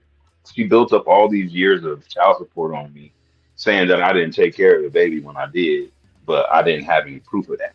So basically, she racked up all these arrears, and so every time we go to court, she always like bringing up these arrears, like I ain't never take care of my baby. So that pisses me off, first of all. And then today, that's why I was telling you I went to child support court, but I got it lowered. She was mad about it. But I was just thinking to myself, like, damn, bitch, like, why can't you just make your own money? Why you want something from me all the time? But long story short, what I was saying is I got her at 9. And the thing is that they gave me visitation, right? Because she would try to get me like supervised visits. And supervised visits cost money. Like she would do everything in her power to hate on me. And then I got her when she was 9 because all the bullshit she was doing was catching up to her. Even the courts was seeing it. My job was seeing it. The courts was seeing it. Everybody was seeing what she was doing. And she was getting away with it for years. But basically, I got custody. When I got custody of her when she was 9, and then after that, when she was 13, she started feeling herself. But I think her and her mom was plotting because I live about 30 minutes north of San Diego. So her mom was telling her, you can go to school down here, wooty wooty woo.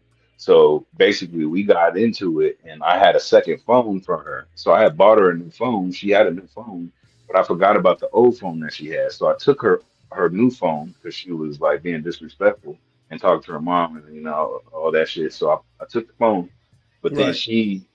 she got mad.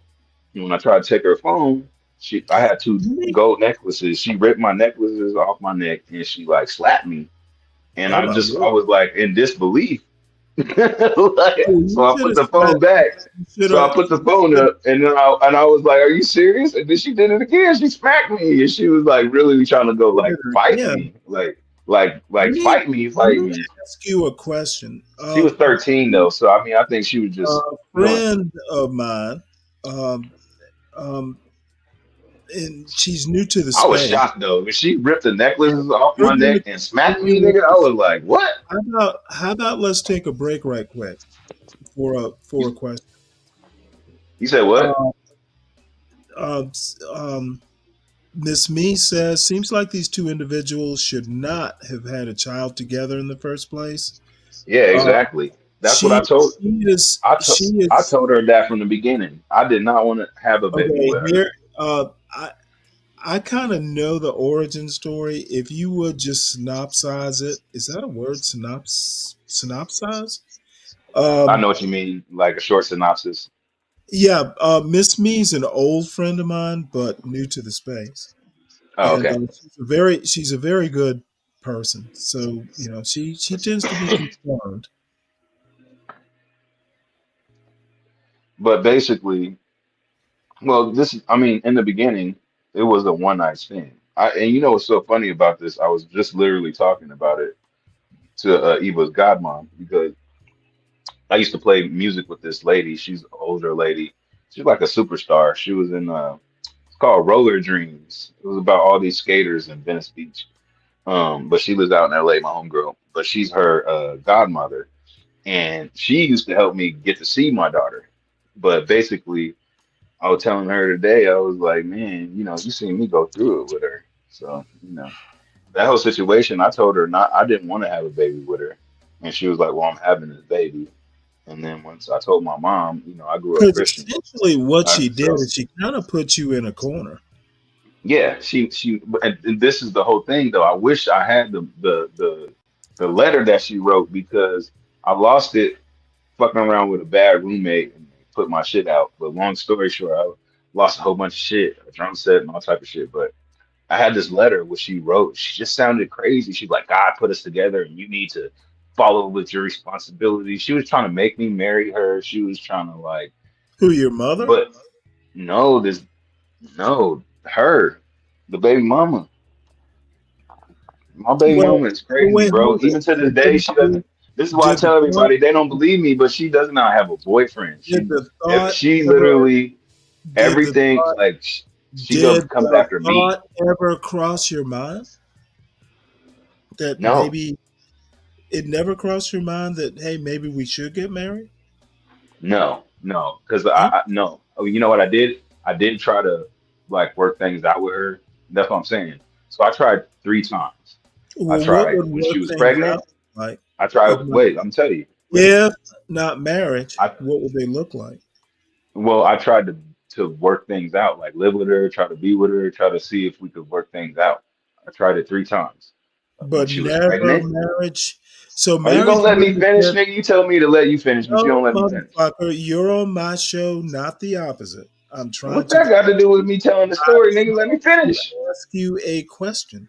Okay, what's the question, nigga? What? So marriage wouldn't have been a way to work it out? No, because I wouldn't have done that. Hmm. What is marriage like against a code or something? So you want me to marry an individual? Well, This is no, what no, I no, don't. no. I'm not This is saying what I I'm. don't understand. No, let me You're say this you're because you asked me a question, conservative. right?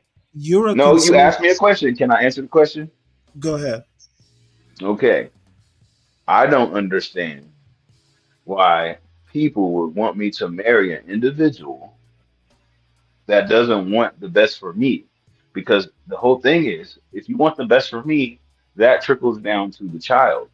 And I don't think that women understand that when they put all this stress on the man, that actually affects the child as well. And the whole thing is, if I did better as a person financially, whatever, then our child would do better. So why are you hating on that? That's what I don't get. You don't think your child would do better in a marriage?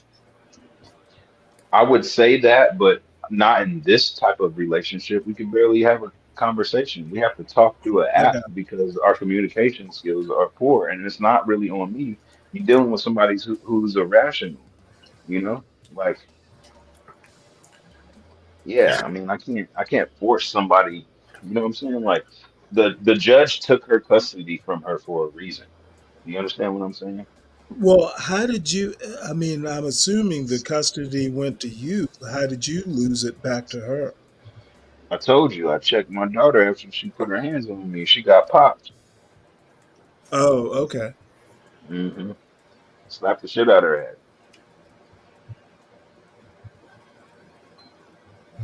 What's up, John? Ain't not much that I was sitting here listening to you, and I was thinking the same thing that Kimmy K wrote. Oh, Like, you know what? Kimmy is too. Kimmy's too What'd she classy. say? I would make a horrible. yeah, that's what it sounds like, though. Honestly, you can Hell, pronounce I need the therapy. that. Hell, therapists have therapists. Oh, that is true. That's what it sounds like to me, Oh. though. That from the outside looking in, a younger man reaching out to a more experienced man. I don't think Yeah. what's wrong with that, man. I don't see nothing wrong I with ain't saying anything wrong with it. I ain't saying anything wrong Oh, with no, that. no, I don't no. see nothing wrong with Nothing's even wrong with having a dialogue as men. I think that these type of conversations are actually healthy, No, and I I wasn't think that criticizing you at especially all. in the As black you should. community, they don't. Wait, hold on. John didn't mean anything by it. I wasn't criticizing you. Don't take things personally. No, I'm just saying. I'm just saying. Also, I think it would be like dope to actually have a safe space for individuals to express themselves in that element, bro. Because A safe I think space. I think yeah. Because I mean, do you Oh, think that? London. Do you think that men feel safe talking about this type of stuff? Like me, I don't Oh, give a my fuck. Lord. My two favorite women? No. Okay, I have Hello again, got to be Stanley. brought to heaven. It's London. You don't know Kimmy. Kimmy, you don't know London, but you don't know how thrilled I am. Kimmy may have seen London this morning. She was up talking about you this morning. I think. Oh, really? Oh, okay. Yeah, I came through earlier. Oh, well, that's fine. So let me make sure I know everybody on the panel. So the gentleman, and I clicked the link because of you, the gentleman that was describing the situation with his daughter and her Oh Wait, yeah, me. becoming So unruly. yeah. say Sorry. hey to Kimmy first, though, please. Hi, Oh, hi. London. Hi, Kimmy. How are you doing? I'm okay. How are you? I'm all right. Yeah, I'm okay. I'm just up. I can't sleep Okay, again. so let me So, just I like preface. to hear what you got to say, I London. don't always get this kind of thrill. The two classiest, well, there is a third. There are several other classy ladies. Of course, Portia is like always classy, but two classy ladies on the same panel.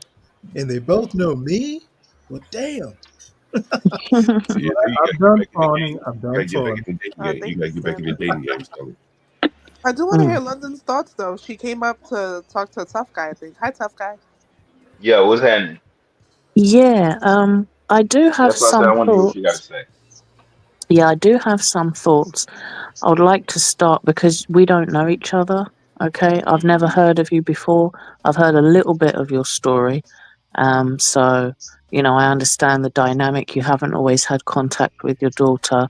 Her mother is problematic, and so on, right? So that gives me a bit of background.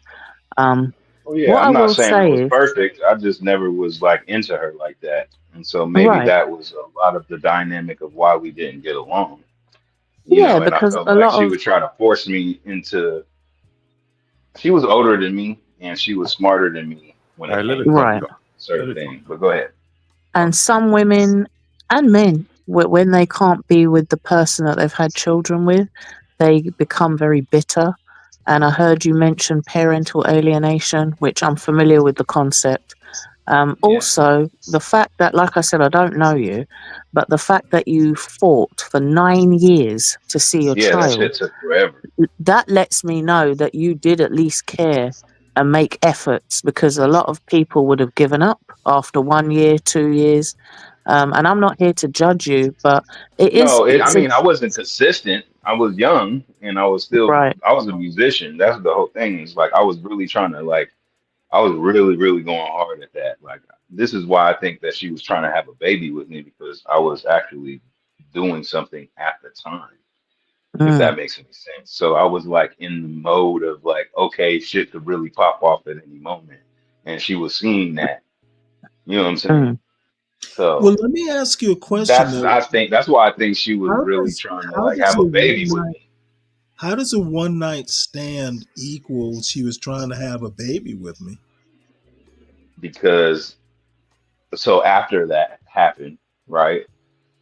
I didn't really, you know how like you don't like I'm nice, like you know what I'm saying? Like I'm cool. Like and Okay, so well, I'm that talking happened about after I'm that talking happened, about the she was actual. like, "Oh, Okay, she was like, once let's have a again, barbecue." you're That's how it happened. you're skating away from No, I'm my. telling you what happened, nigga. No, You asked me a question. I'm going to recenter you. No, My re-ask the question question then. is, maybe I should just say biologically, a one night stand does not equal I want to have a baby with you. It means you want to fuck. Right, but okay, so after the fucking is done, what we was talking about last night, remember? Mhm. After the fucking's done. Remember that? So after that is what I'm trying to talk about. So after the fucking's done, then Okay, so it's a one night miracle. I don't think she right. was trying to have a baby with you. She Well, did. she was You 29. gotta I was really 20. I understand was the 24, logic of Stanley. I it. was 24, and I was just out here slanging it. So it was a good wake up call. I think it needed to happen. Okay, I'm lost. All I'm saying is you I need to get was not now. responsible with my This is just penis at me. 24 years old, is Just what I'm trying to being. explain to you. This is just me being persnickety about logic in the way arguments are formed. She wasn't trying to have a baby with you. The baby happened because of indiscretion. But my thing is, I wasn't Okay, trying no, to no, no, no. have I the need baby. you She to deal. was. I That is need my point. you. I need you to You're deal. not listening, and that's what Well, we have. That's motherfucker, what and we. I will not You can listen. motherfucker me You all will. day, You nigga. will listen. You will listen to me first and respond to it. Then I'll listen. It's your show. I need you to understand that this wasn't her on your dick. It was an indiscretion between the both of you. And then you had to deal with the aftermath. That is the progression, the logical progression. Right, but what I'm trying to convey, if you let me speak, nigga, Well, you is can now. see, And well, right. So are you you've sure? Are you you've sure? acknowledged, I assume. Are you sure that I can talk about it? All right, go ahead, tough guy. No. Y'all know the way. Y'all know the way I work. I'm not gonna let you get away with just like, oh, it's all her. There I was didn't say that. expression. I never said that. This is the whole thing, Stanley. If you listen to what I'm saying, I've always taken responsibility, nigga. I've always been the nigga. I've Wait, hold always on, been hold the on. nigga to take the blame. Tough guy. I've It always been the wasn't nigga to take the tough blame and guy. No. responsibility, nigga. Tough It's guy. on me. It's on It me. wasn't. I'm kind of pushing Wait, it. wait, hold on, Stanley. Tough guy. It wasn't like you didn't take responsibility, but when you said that, your star potential was increasing, and she saw that and wanted to have a baby with you, it gave the impression like it wasn't the indiscretion. It gave the impression that, like Stanley said, she was on Well, your that's dick. because she met me at a bar. Like most of the women I've been with met me when I'm out doing something productive. You understand what I'm saying? At a Most of the bar? women that I'm a drummer. But I'm I do kidding. want to when you all are finished, go get back to Miss London because I think she was on to something about mom possibly feeling resentful that she didn't have the family dynamic she probably hoped for. I don't think any woman wants to like not have the family when they have a child. No, I don't give up. I mean, but my dad always instilled that within me. But my dad was handicapped, and that was just one of his motivating factors and one of his slogans. And to this day, it's just I don't know what it is. It's just stuck with me. Just don't give up. Don't give up. It's just this weird ass thing in the back of my head I can't ever get rid of. Like two Miss plus two Miss is four. London, Miss You London, know what did I'm you? saying? I hear you, tough guy. Miss London, did you finish making your point on what you were trying to say to tough No, guy? I didn't. I didn't quite finish. Go ahead. I'm But sorry. that's okay. No, Me that's and okay. Stanley started arguing. Yeah, no, it's all right. But That's my guy ultimately, though. I send him some music, so whatever music you hear is probably from me. mm. But yeah, when it comes to children, and I consider a 13-year-old to be a child, that was the age that your daughter was when she became, unruly and physically Right. assaulted you, right? Now, I made Yeah. a statement in the chat, and I said that we shouldn't, and I'm a parent, by the way, I have children, so we shouldn't have to use physical No, we shouldn't. No, I've learned my violence lesson from to, that to one. deal with our children. But That was hard, man. That was that hard. being said, if you're being attacked or assaulted, you should have the right to defend yourself. And I feel like, but at the same time, you being a man and us Yeah, living, it like, was let's just say there one. was It no, was one time. It was a one right, tap, I but understand. I but understand. I And don't know my. She was she's 13-year-old little girl, man. so So I what would felt have been bad. better? What would have been better is if there was a female around that could have intervened, or Hmm. if you could have possibly resisted the temptation to strike back and just physically restrained your daughter, like literally just grabbed her arms and stopped her from hitting you I was and pissed, told man. her, She grabbed both my necklaces, man. Them motherfuckers was not cheap, and she like ripped them off my neck and slapped the shit out of me. And I was just shocked first. Like, what the mm, fuck just happened? Like, I don't know how to explain it, man. It was just like, what the hell's going on right now? Like, I couldn't believe it. I mm, couldn't believe it. Yeah, I was like, after all the shit I do for you, this new iPhone, clothes, all this fucking shit that I been like. That shit, is man. she your is she But your she did only it child? again. That's what pissed me off. She did it again. You know what I Yeah, mean? Like I is she took the your phone, only put it child? up, and I said, "Are you serious?" We were like, "You gonna do that?" And she literally tried to fight me, like tried to fight me. And I just gave her one back. You know what I'm saying? And she's like, "You don't know your own strength." I said, "Yes, I do." Like like what are you doing? Like And then this is the whole part that's fucked up. I'm so nice. Her friend texts me, her mom's talking about, oh, we're going to SeaWorld tomorrow. But basically, my daughter set that up because she had been talking to her mom all day. So I'm thinking that it was already like a plot against me, man. And then it was just her mom, like, once she got a hold of it, let's just say it went to a whole nother element of what she tried to tell everybody. You know what I'm saying? Like he tried to kill her or beat her. Like, no, nigga, like, you know what I'm saying? And that's not what it was. Let Even me Here's my the tell you thing. daughter knows. odd Even quick. my daughter knows. Even my daughter knows that, and she like, I love the shit. Out of it. Even to this day, I think she got way more respect. But like, me and her relationship is like, I don't even know. Like, that's my baby. Like, you know what I mean? Like, she You knows what it know, is. go ahead, London. I know you had a Go question. ahead. Yeah, the thing is, so I do consider her to be a child because she's 13. But that being No, said, she's 16 now. at the time, I know, but at the Yeah. time the incident happened between you two, Yeah. Yeah. Yeah. so she wasn't 3 or 4, she was Right. 13. So 13 is old enough to know the difference between right and wrong.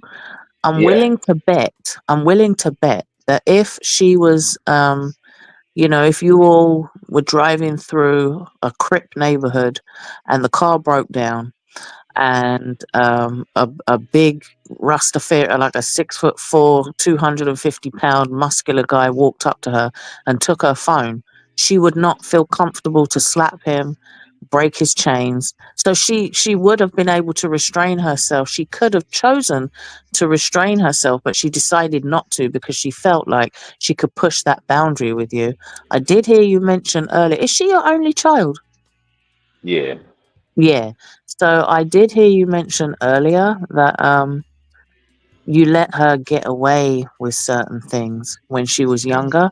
And that's the thing. Like, I've been in situations where my child has said or done something that was inappropriate when they were 3 or 4, and I want to laugh so bad, right? Because Yeah. it's But funny.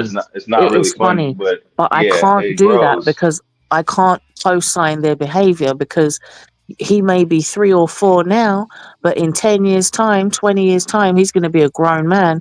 And the longer we Exactly. have habits are things that are formed over time. So the longer you're allowed to have a habit, the harder it is to break that My habit. little sister So, told me that, and she deals with kids. I mean, she got 5 kids now, but her right. oldest kid is like 2 years younger, 3 years younger than my kid. So Oh, you okay. know, like I didn't really listen to her. I was just like, oh, it's funny, like you know, what I mean, oh, she's a little girl. Like her hitting me was like, ha ha ha, like you know, what I mean, she's mad, like you know.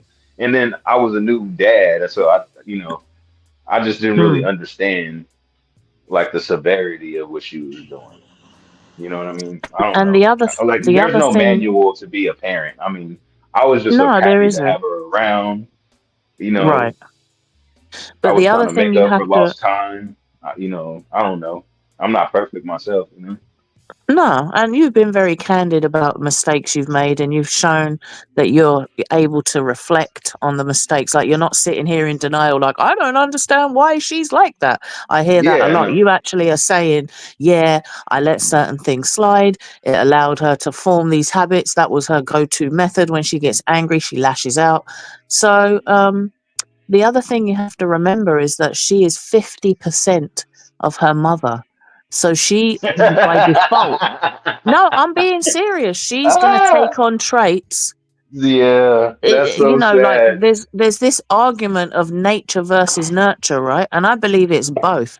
I believe that you take on the 50% genetics from your mother and your It's father, true because I and see it in right, and myself. then I see my so yeah, dad and my mom.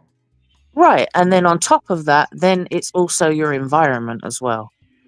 So, it's a mixture of the two. And she spent a lot of years with her ex. And I'm not just blaming your ex. I'm not just blaming you. Like, Well, she ain't it's my just, ex. She's just her mother. I'll just say that.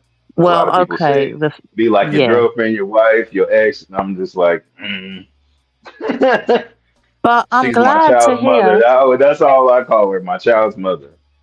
I'm It's glad hard to to even hear call her that, anything else, but that's all I can call her, man. My right. child's mother. Okay, so your That's child mother. But it is nice to hear you say that your relationship with your daughter has improved since then. She's 16 now.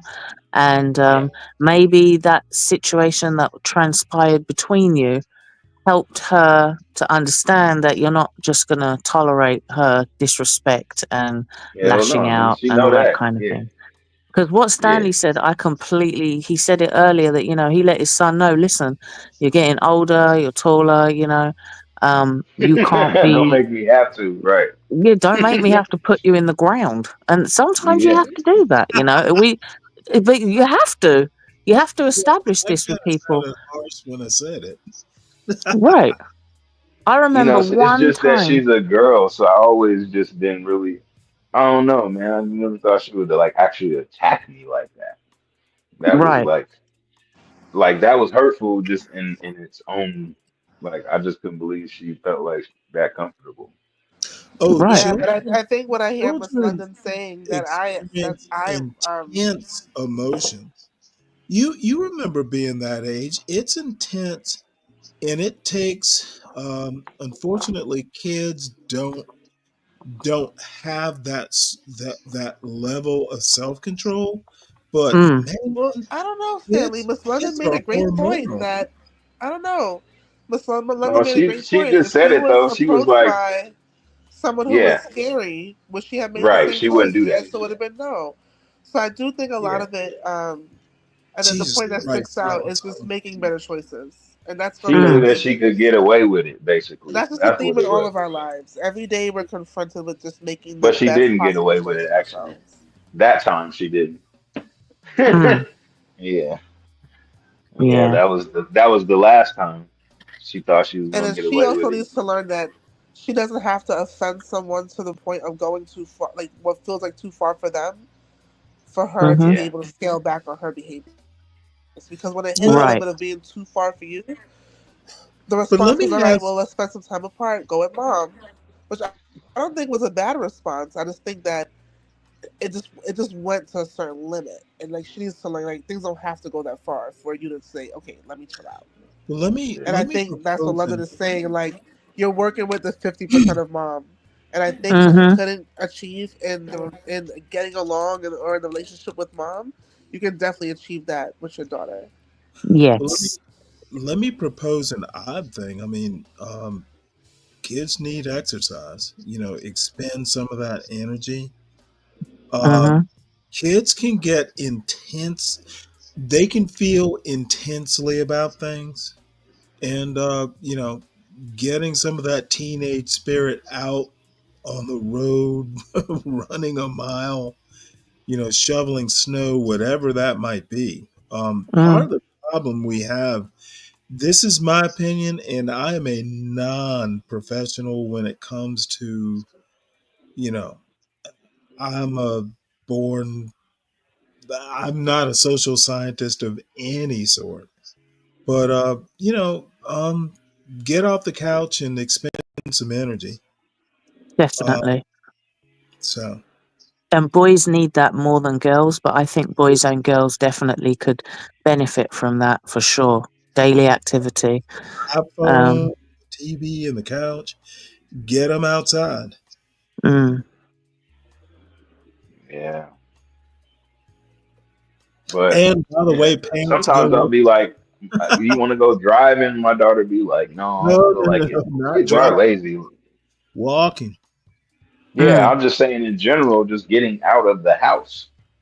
Yeah, but She I just mean, want you got to. to She be just want to sit careful on her about what phone or you're getting talk to out of her the house friend and all the for. time. Like that's her Getting out main of the thing. That's house. what these kids they be on the device, the phone, the FaceTime, Okay, I the literally friends. just said that. Getting Yeah. them out of the house. Yeah, driving is part of, at some point, but at Well, it 13, makes her think. It makes her because at sometimes she'd be like, "I'm 13, tired. at My 13, head hurts." okay, dude, get a grip. At 13, they're not going to drive. I'm not talking about at 13. I'm talking about her Okay, now at you 16. mentioned cars. I'm thinking 13. Maybe our wires got crossed.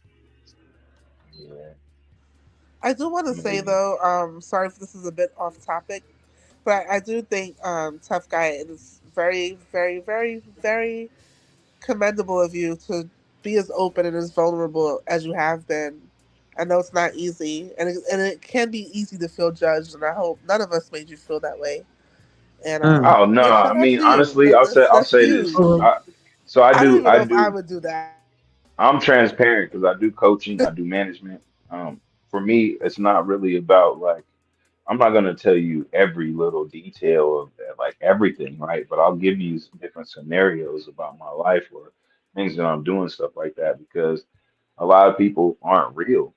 Me, I'm probably one of the realest motherfuckers you'll meet because I don't got nothing to hide. And that's the whole thing is if we talk about things more, it might even be relatable. Somebody might even have a situation that's close to mine or Which understand brings it or me be to a like, point. Are there some things you should hide? no. I I mean, yeah, I mean, well, it was yes, supposed yes, to be a joke. yes, and no. I'm saying yes. I'm saying yes because, of course, there's certain private things you don't want everybody to know. But I think the things that I share is just like an experience. And Mhm. yes, it might be vulnerable to somebody else, but for me, it's like an experience. I want somebody to understand, like, sometimes like the lady said, damn, you did that shit for 9 years. Yeah, nigga, but I wasn't consistent. Maybe if I was more consistent, it would have happened a little bit earlier, right? Well, But, you tough know, guy, I just want you to hear that I just admire what you did. And I don't think I would even have the strength to do something like that. But I admire that. I barely say that, and I really mean it. Like, I admire that in you. well, I Mm. appreciate it, but it wasn't easy. And I had to go through child abduction through the DA twice to fucking find my daughter. The first time was because I told y'all when I first tried to like work it out with her, I I came back when she was pregnant, she was crazy. So I left. And then I came back because I wanted to see my baby get born, and which she never let me do. And then she kept her from me. And then she just like showed up out of the blue because I got her godmom that lives in LA. She used to always try to help me. You know, that was the first time I seen my daughter was because of her. She always used to make a way. But long story short, yeah, she would show up at a show, but I had a girlfriend at the time because she kicked me out. I had a show, and that was my young life. I was playing drums all over for everybody, and it pissed me off because she brought her. It was like 9 o'clock, but 9 o'clock in the summertime is still kind of like almost about to be dark, so it wasn't like it was dark all the way, but it was later. You know what I mean? And I'm at a show, and she brought her to the show with no shoes on and just like hair all fucked up, and they carrying her and all that, and she ain't got no shoes on. I'm like, man, what the fuck? Why y'all got her out here with no shoes on, first of all, and why you bring her to a bar? Like, so, you know what I'm saying? Like, of course I want to see my child, but like, there's a time and a place for everything. I'm literally like I'm at work, and then the girl that I was with at the time, The you know what I'm fuck? saying, wanted to fight her. You know what I'm saying? Like, this bitch stupid. And I was like having to calm her down. And then, you know what I'm saying? So that whole situation like separated me from my child for like a whole year and a half. And then I had to go through child abduction. That was the first time I had to like to try to find her because she like disappeared. Can I ask you a question? Do you, when you first, knew that you were going to have a daughter, did you feel like you were becoming a prisoner?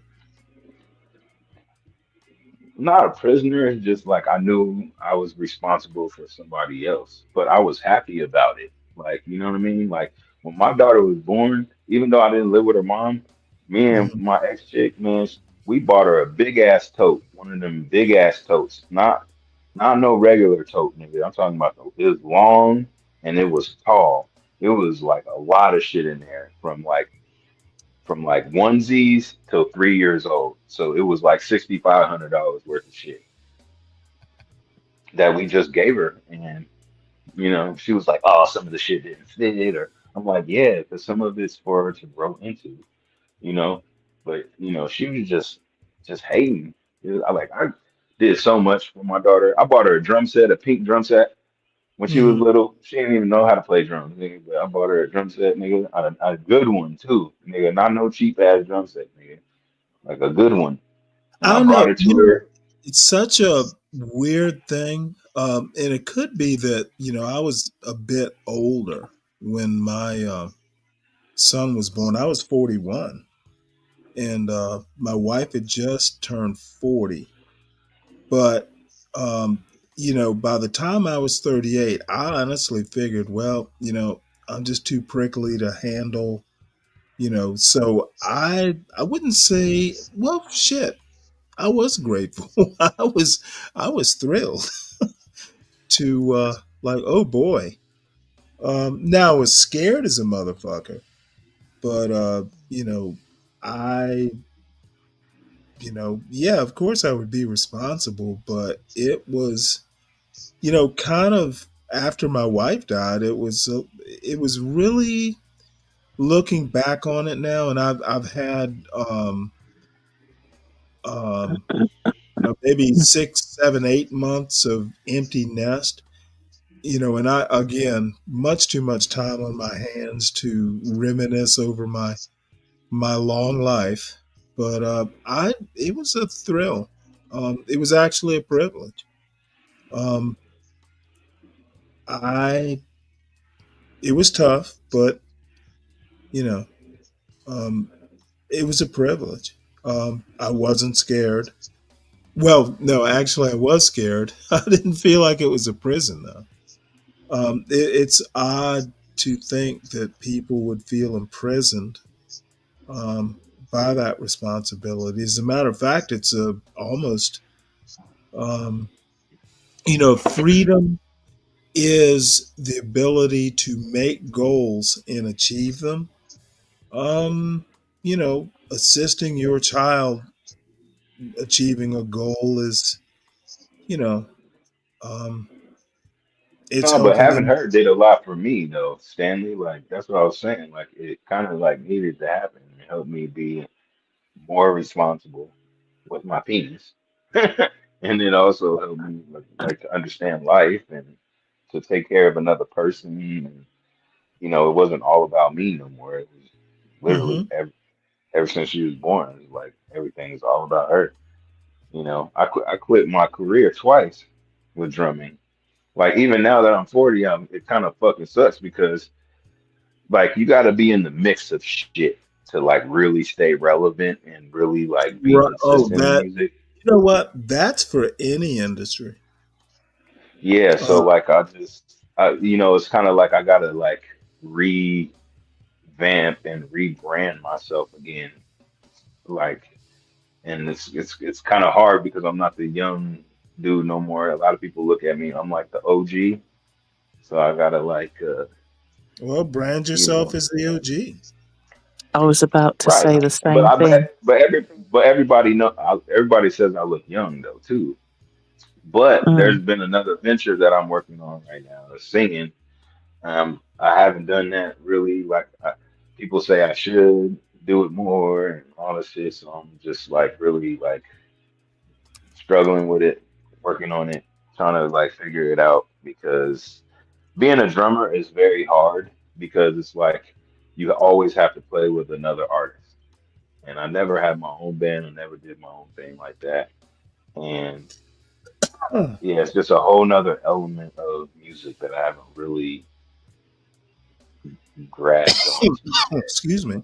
As far as like being being the artist, like I've helped plenty of people. I've been a part of plenty of projects, stuff like that. But like I never doing. I mean, I scared. have music. I have music. I put stuff out, but it's never like, okay, this is what I'm doing. Well, I'm like you not just helped a us. drummer. I'm an artist. Yeah. Uh, Stanley, yes, ma'am. yeah, if you don't mind, I just want to swing back round to the point. Somebody had written in the chat that they should get the Switch to deal with an unruly child, and you had said Oh that you no. don't feel that using physical discipline is necessary, and I agree with that, but I just wanted to expand on that point, okay? Because if somebody breaks the law, at least in places like America, Canada, England, Australia, developed Hmm. countries, right? The Mhm. You police gonna get and disciplined. the police are not supposed to beat us up, right? They're supposed to arrest us. They're supposed to charge us.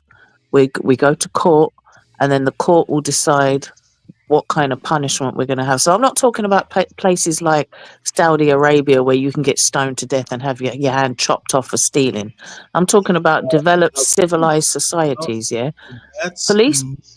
that's more or less in a perfect scenario or in theory. But I'm talking about the law. The law doesn't say that if I get arrested tomorrow for breaking the law, that the police can beat me up. If they did, and that was recorded, I could sue the police department. That would be considered police brutality, right?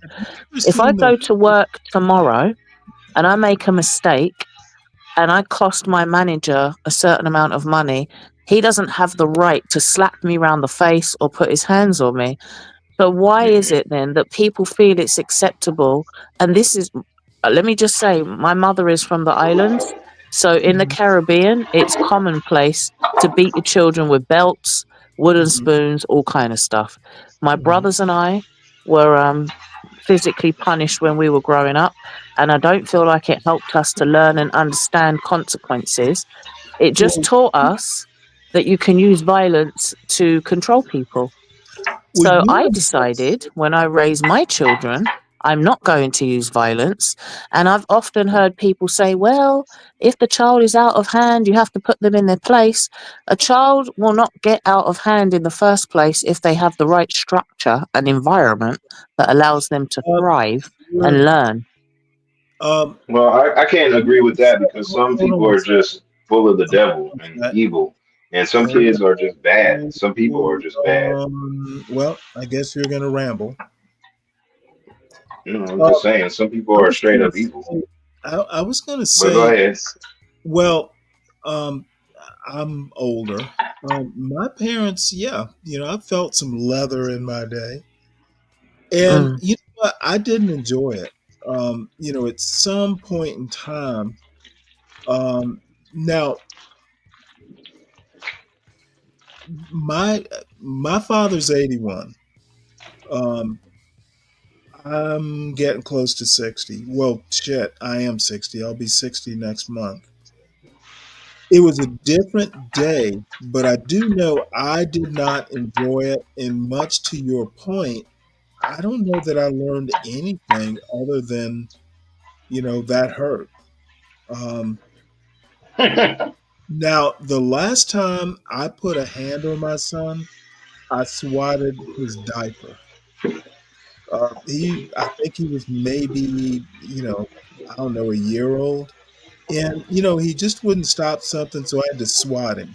But it was a diaper. He didn't feel it. It was more, kind of, pressure to move in a direction.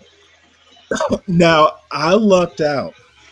My son, I think the other interesting thing is I've never been a believer in baby talk with kids. You treat kids like they're thinking human beings, even from the start. I've always, not always 100% successfully, but my son will listen to you. He can reason out a problem. If I tell him this is a problem, and I'm going to give him credit, even when he was a kid, if you tell him why he shouldn't be doing something, and these could be the consequences, he might not be happy. He might want to do it, but he would at least listen. And that's how he is where he is now. And never treat kids like they can't think. Yep. Yeah. Mhm. Now, imperfectly, they will think like a child, but that's why you're the parent. Yeah, you gotta help them. You gotta Yeah, guide them. because let me give you an example, okay? So I go to the islands regularly to visit my family. Half of my family live over there. And I have a little cousin. He just turned 8, yeah? And he loves to play on this tablet. He's got a tablet and it's got games and he can watch YouTube and things like that. And he has a limit as to how long he's allowed to use the tablet. Okay. Now, he would try and sneak and take the tablet. Okay. My aunt, who is his grandmother, specifically told him, do not use the tablet when you're in bed, because when the battery runs low and it starts to get hot and you fall asleep and you've got the tablet plugged in, you know, the electricity is not set up as well in certain areas of the island, so it could cause a fire, essentially, is what she's saying. Yeah. Oh wow.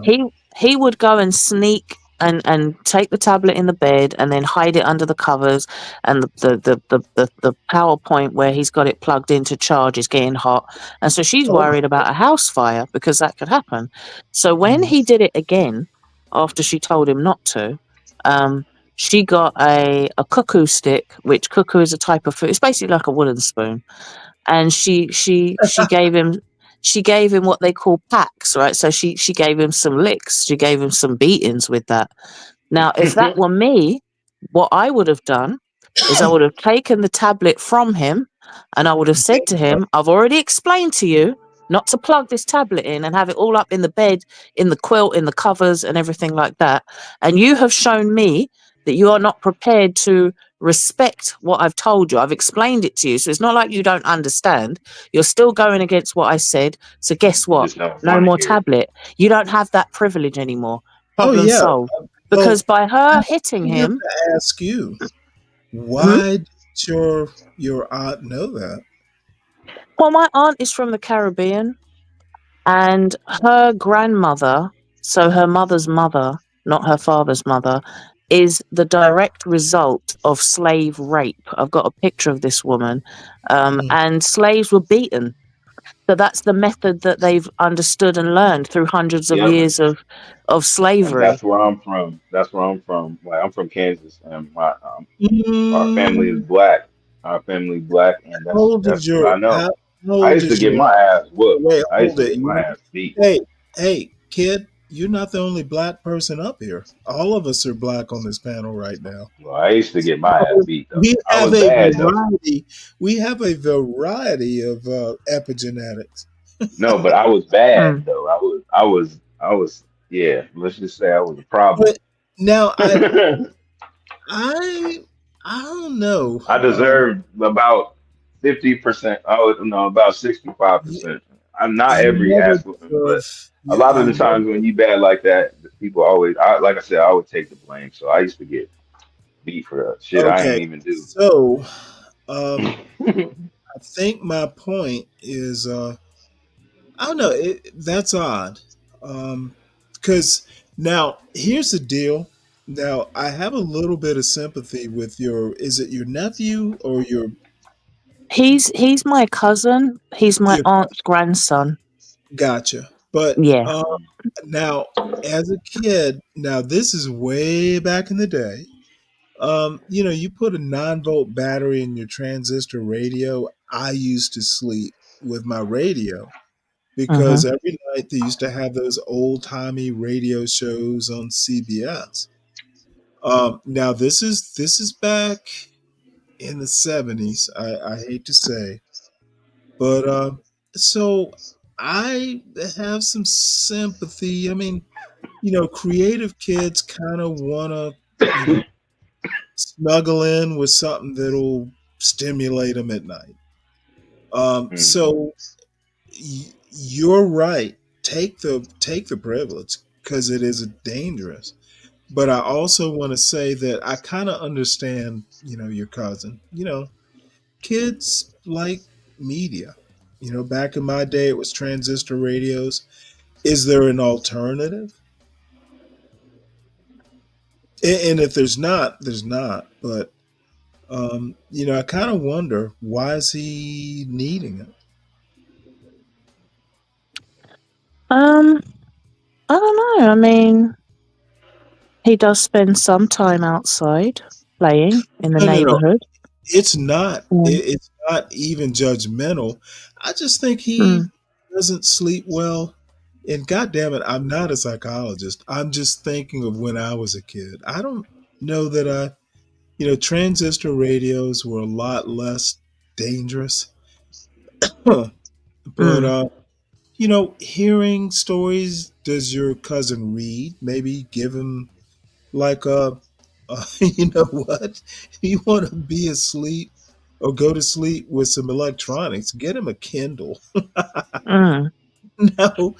Well, Learn how to read a book. Kindles don't get hot. So I mean, yeah, I hear you, but at the same time, my aunt is my mother's sister, so I'm not going to question how she runs Oh her no, no, no. I'm household. not suggesting that. I'm But just kind of reminiscing. I would have just taken the tablet from him and said, "You can't have it for a week."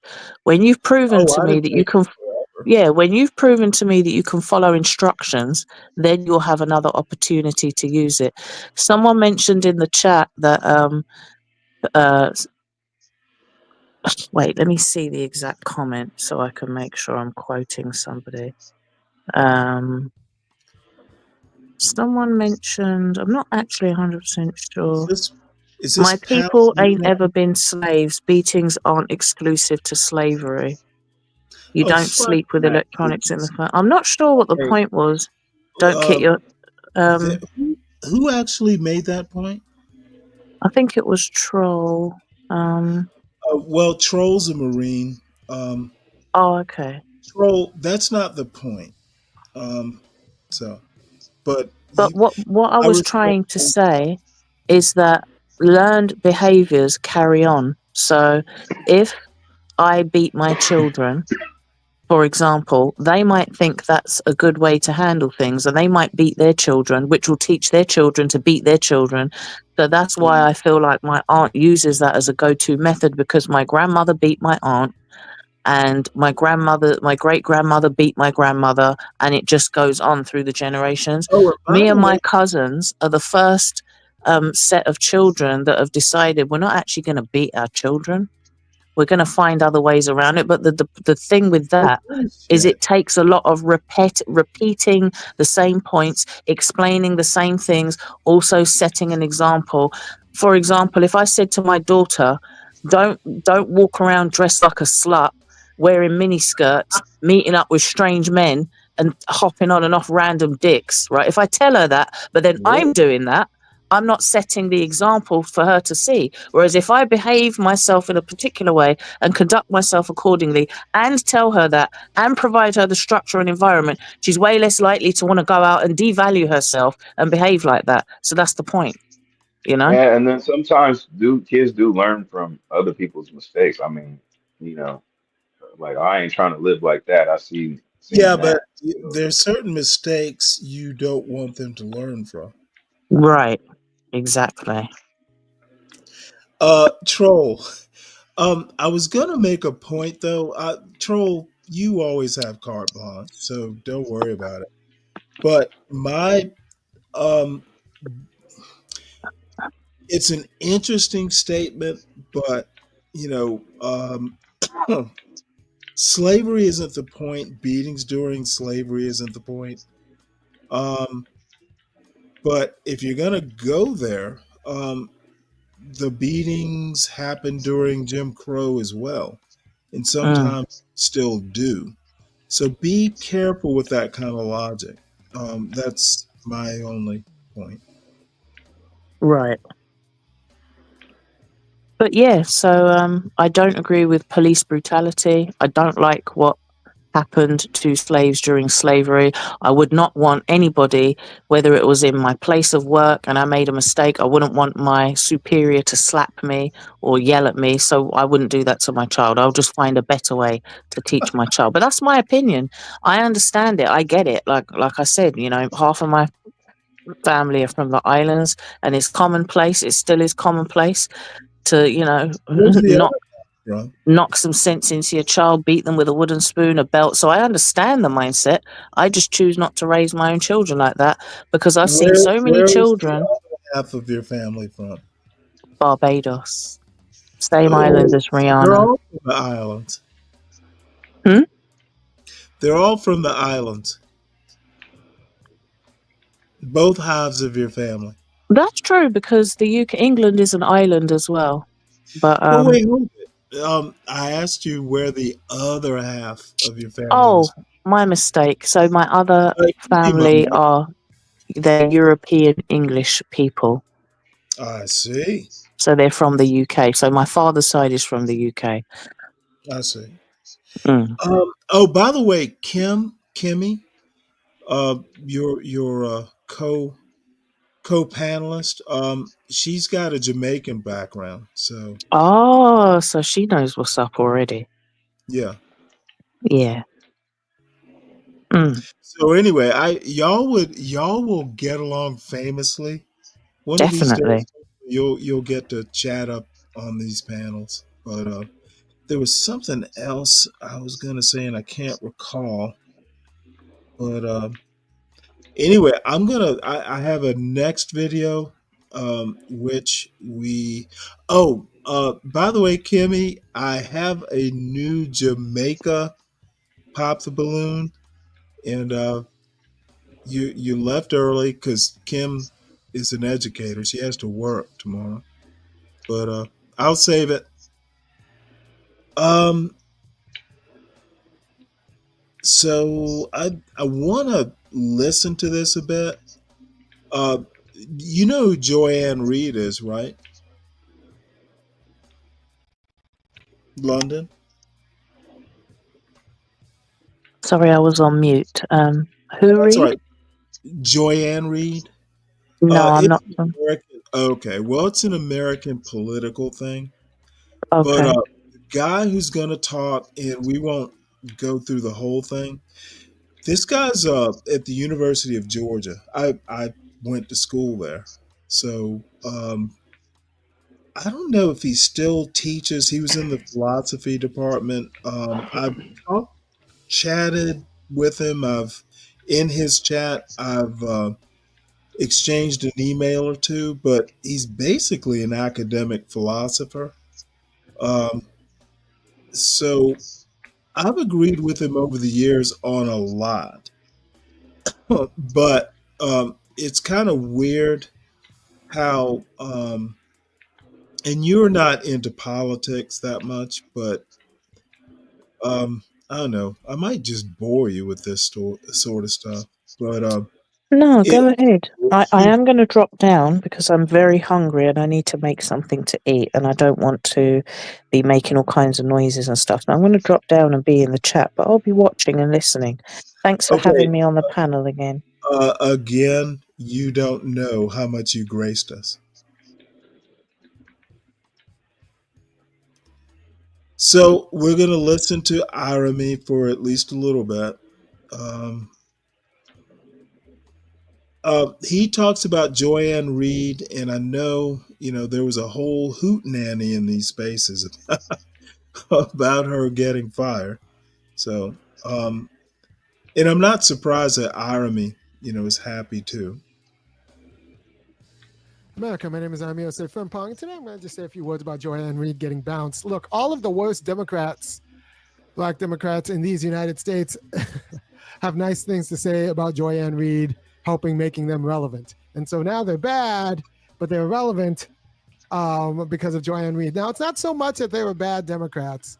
That's their right. The fact that they were relevant and they were made relevant by Joanne Reed is the problem. They are the voice of a Black democracy that Jason Jones is, and I don't know, Simone Sanders and the Eli Mistyles of Joanne Reed blessed them. And that is the problem, that she was in the position of deciding which Black Democrats matter. Make no mistake, not all Black Democrats matter. Only the ones that the gatekeepers allow matter. They're the ones that we get to see on your television screen and given big media pushes, right? And all of the worst ones like Joanne Reed and can thank Joanne Reed for their careers. And Joanne Reed is now bounced because they wanted a new Black gatekeeper. She wasn't delivering the goods. She wasn't, she wasn't delivering the goods. You got the linebacker, Simone Sanders. Well, I want to point out they got a new boss overall. And, anytime you have this kind of sea change of an election, um, there are going to be shakeups. And it's not uncommon. Fox News did it way back in the day. CNN does it occasionally. MSNBC is, they kind of lost an election. And quite frankly, so we go with it. Hopefully, it signals a Democratic Party that wants to be a little bit more pragmatic. I'll just use that word. Democrats aren't good pragmatists. So is now there. I call her the linebacker, Simone Sanders. If someone told me she set the edge for Virginia Tech, I wouldn't be surprised. But that's a horrible thing to say. And that's why I'm probably not going to get invited on her show. But I'm not a huge fan of Simone Sanders for different reasons, mostly because of the way she sold out the Bernie Sanders campaign while working for the Bernie Sanders campaign.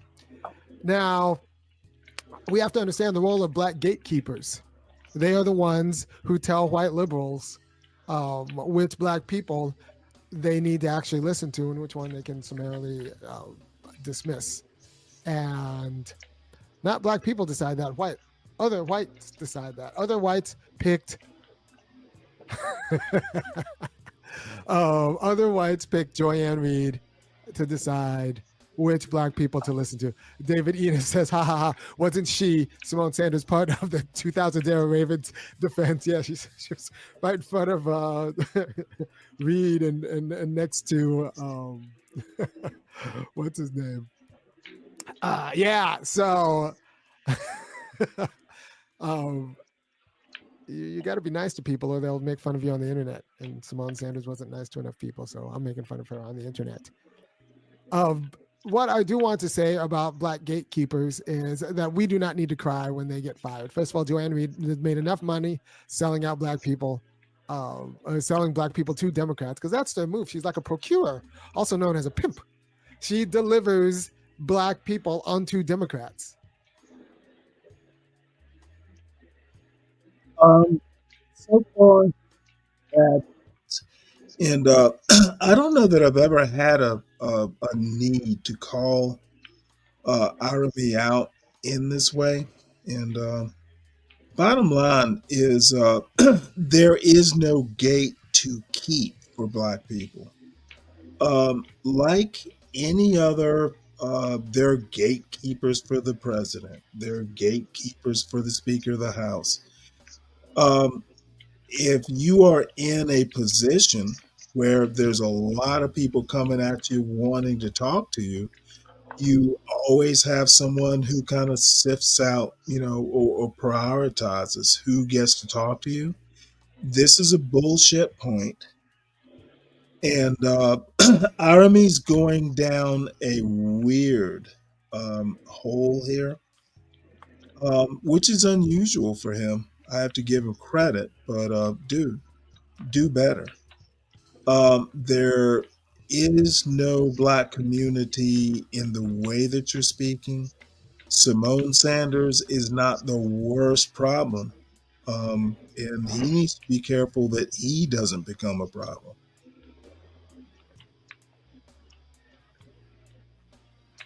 That is her job, and that's a job she did for oh so long and oh so well, and that's not my problem that she no longer has that job. Now, then why are you talking about it if it's not your problem? This is just going to go down a shithole. Dude, where are you going, Army? You rarely get this sloppy. This is very sloppy so far. let's talk about. So I wanted to talk about Joy-Ann Reid being a gatekeeper that was taken out, and then now how She survived the purge of all of the other gatekeepers, all the other black people that were taken out in 2016. In 2016, she survived that purge. So she was like the woman who lived, and now she finally got taken out. So whatever. She was like a zombie. She was always a dead person walking in this America. And that's not the worst thing. That's not the worst thing. The black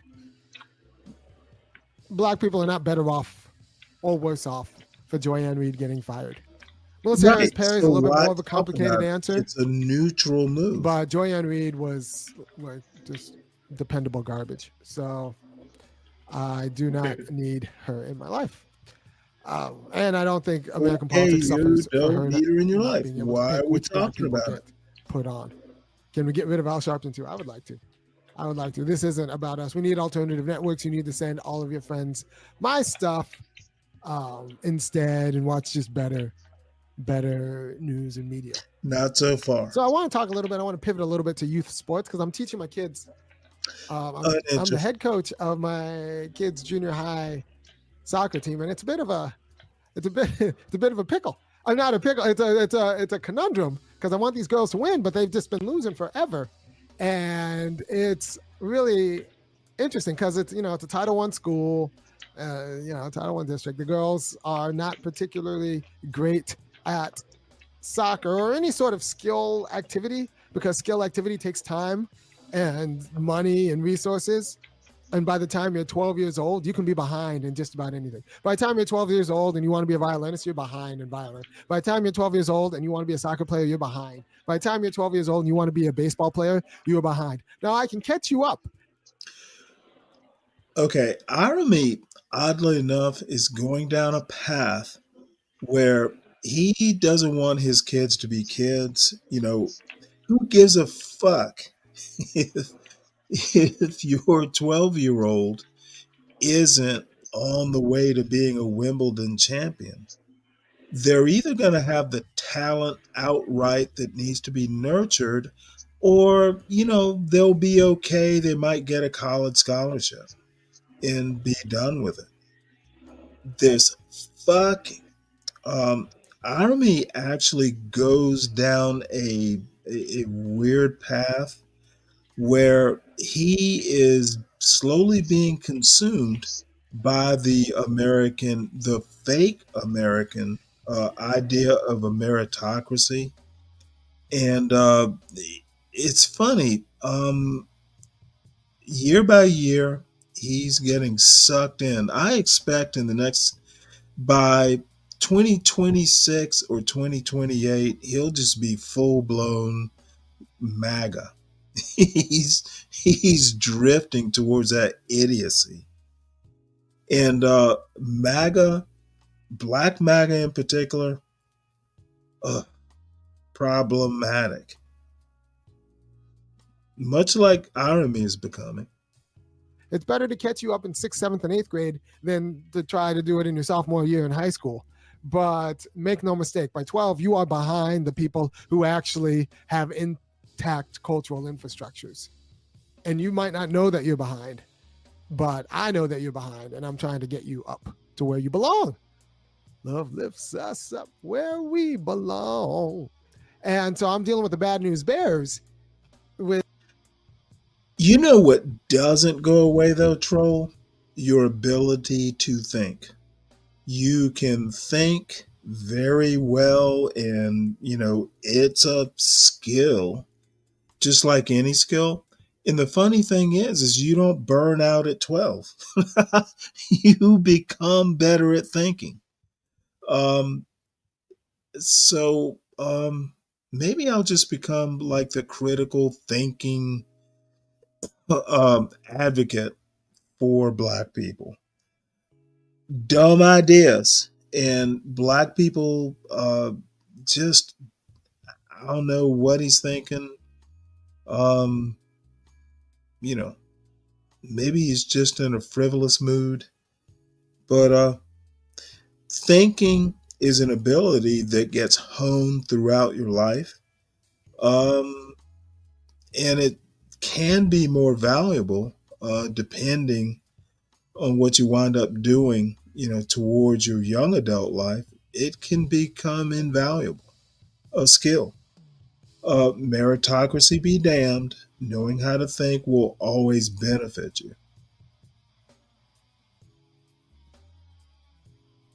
With these young women, and it's a little bit ticklish because make no mistake, at 11, 12, I can catch them up. It's going to take a lot of tedious work. What was that? And getting both emotional and skill level, getting through to them is a bit of a job. But I can catch them up, and they already won their first game under my tutelage. And who knows? Nobody really remembers the last time this team won. It's like being Old Miss playing SEC football. Like, nobody really remembers the last time they beat Alabama or Georgia.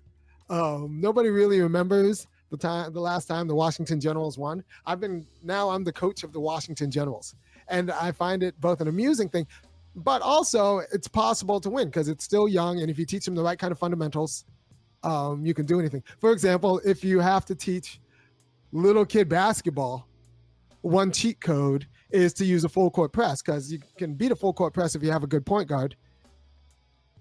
But if you don't have a good point guard, full court presses are kind of stressful, right? So if if you have a bad basketball team versus another bad basketball team, press them full court and good things will happen. That falls apart when you have like a real good basketball team. But if you're just bad against bad and you're trying to be better than the other bad team, full court press. There are similar tricks in soccer that you could do, especially with throw-ins and just being a little bit more This is organized getting boring. than the other bad team. And so that last year, the team scored 2 goals and lost all their games. In their first game, they won 2-0 this year under my tutelage. So you're welcome, giving these kids a bit of dignity. All right. Let's And see then where they we go. I can teach you soccer. But most coaches, and then getting the ball. If you can rebound All the right. ball. This motherfucker wants to talk about WAGs soccer. So we will move on. Nothing wrong with women and girls soccer, just not of interest, at least at this point. So,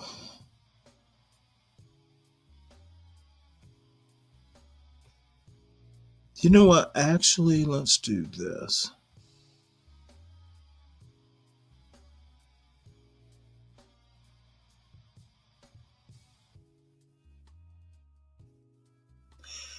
This is something new from Pointer, the guy who does all those pop the balloons. Oh, Stank D, you have arrived. Hit the link, motherfucker. Hit the link. Rod polishing champion. What's a rod? Can you describe what rod I'm polishing? It must be a euphemism for something, Stank D. Can you enlighten us? So this is a new game of some sort. So let's see what this is all about. Don't pop the balloon. Don't pop, pop, pop. Yeah. Wonderful CCs. I have some It's a cultured dumbass Caucasians song. that are here. Now I'm gonna give, a pretty Oh, good by the way, this is called Cultured Caucasians. I'm not sure what this is all about. pretty good reasoning on why I chose this wonderful queen here, because I do have Anastasia here. And I have Antonio and Nina, but I just want to give a shout out to Anastasia. She's an amazing woman. But it turns out she is biracial. Yeah. She is biracial. I am biracial, so I guess I'll just channel my mom today. Yes, channel White Mama. A giant Yes, yes. Because we want to see if White Mama has the seasoning Oh, necessary. she does. I'm sure she does. I I'm mean, sure she got she does. seasoned in the 60s. So. Oh, and that, okay. I know. All right. All right. For the Civil Rights Act and all those great things. All right. But Anastasia's here. Anastasia, how you doing today? I'm doing good. Beautiful. Okay. And Antonio, my man, how's it going? Good. How are you? Good. Now, what makes you a cultured Caucasian?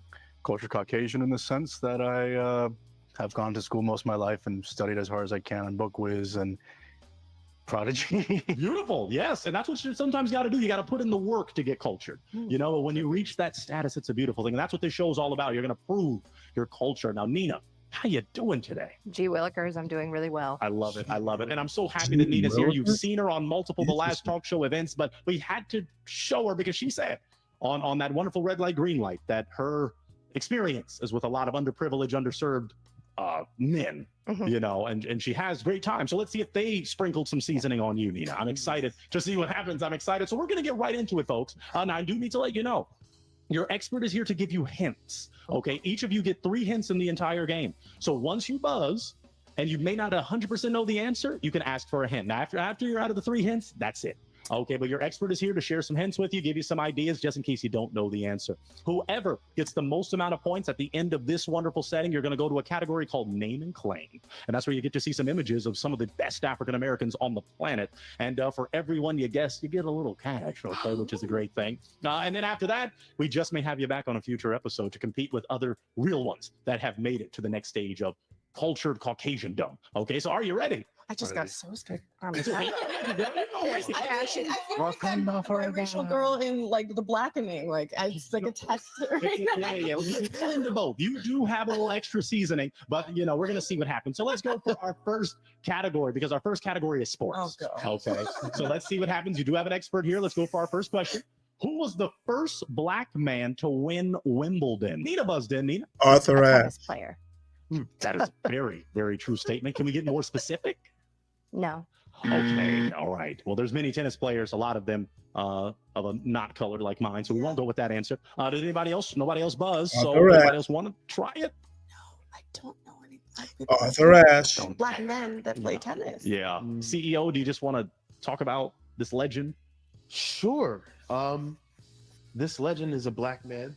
Right. Richmond, He played Virginia. tennis for a long time, actually, and actually ended up winning Wimbledon.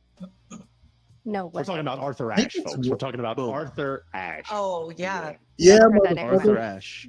Well, that's the beauty of this show is you get some education too. As you start to learn more and more about the culture, you're like, I dang, remember black when he people did. really are great. Let's go to the next one. What is the name of the basketball player that married Kim K? What is the name of the basketball player that married Kim K? No one buzzed in quite yet. Who the hell is 3, Kim K? Kim Kardashian? 2, 1. Oh, yeah. Ooh, nobody buzzed in. CEO, She can you did believe marry a this? basketball player, That's didn't she? pretty crazy, actually. I Crazy. This guy can't believe that. This guy was one of the least significant players in the NBA. He was only relevant. Truly. Only relevant for Kim K. Truly. Chloe and hers. Yeah, right. Now that, Oh, that's right. Should have He was asked, but that white one is a little guy. obvious because exactly and things like that. But we're talking about Chris Humphries. Chris Humphries, remember? Yeah, I They were remember married that. for a little. Another K. Another K. Wasn't he white? Am I thinking of the No, wrong? he actually got a list. A beige. Yeah. Okay, don't look at me when you say. I just, yeah, I didn't look at I didn't give you a stank face. I was just the same face. Right. I was just like, you know, it's coming. He does have a little extra melanin.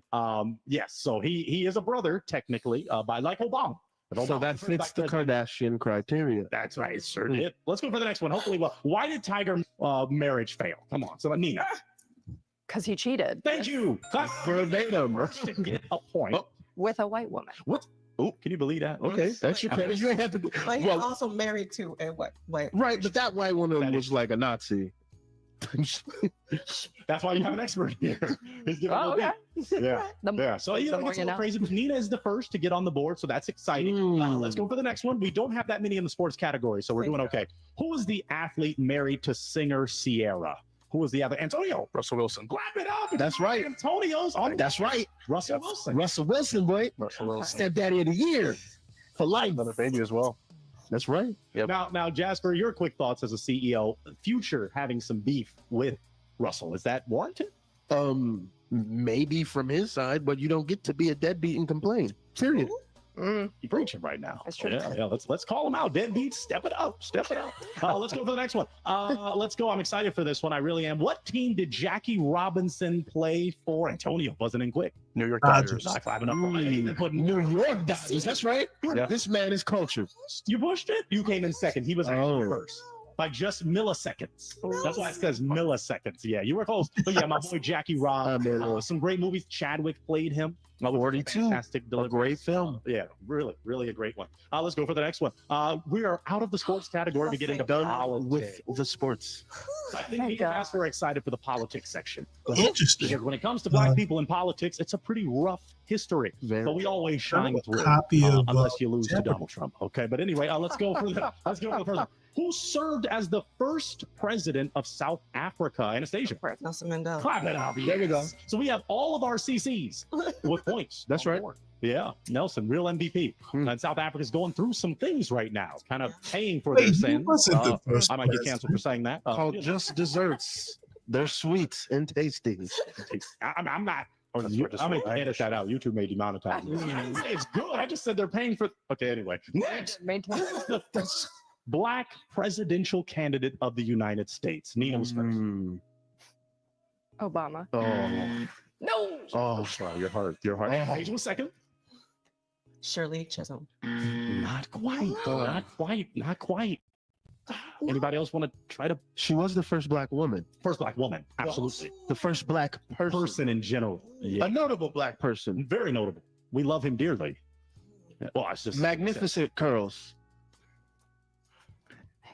Nobody's got it. The legend. Want to share with him? It's the great Frederick Douglass. Great Frederick Douglass. Yeah, I'm disappointed.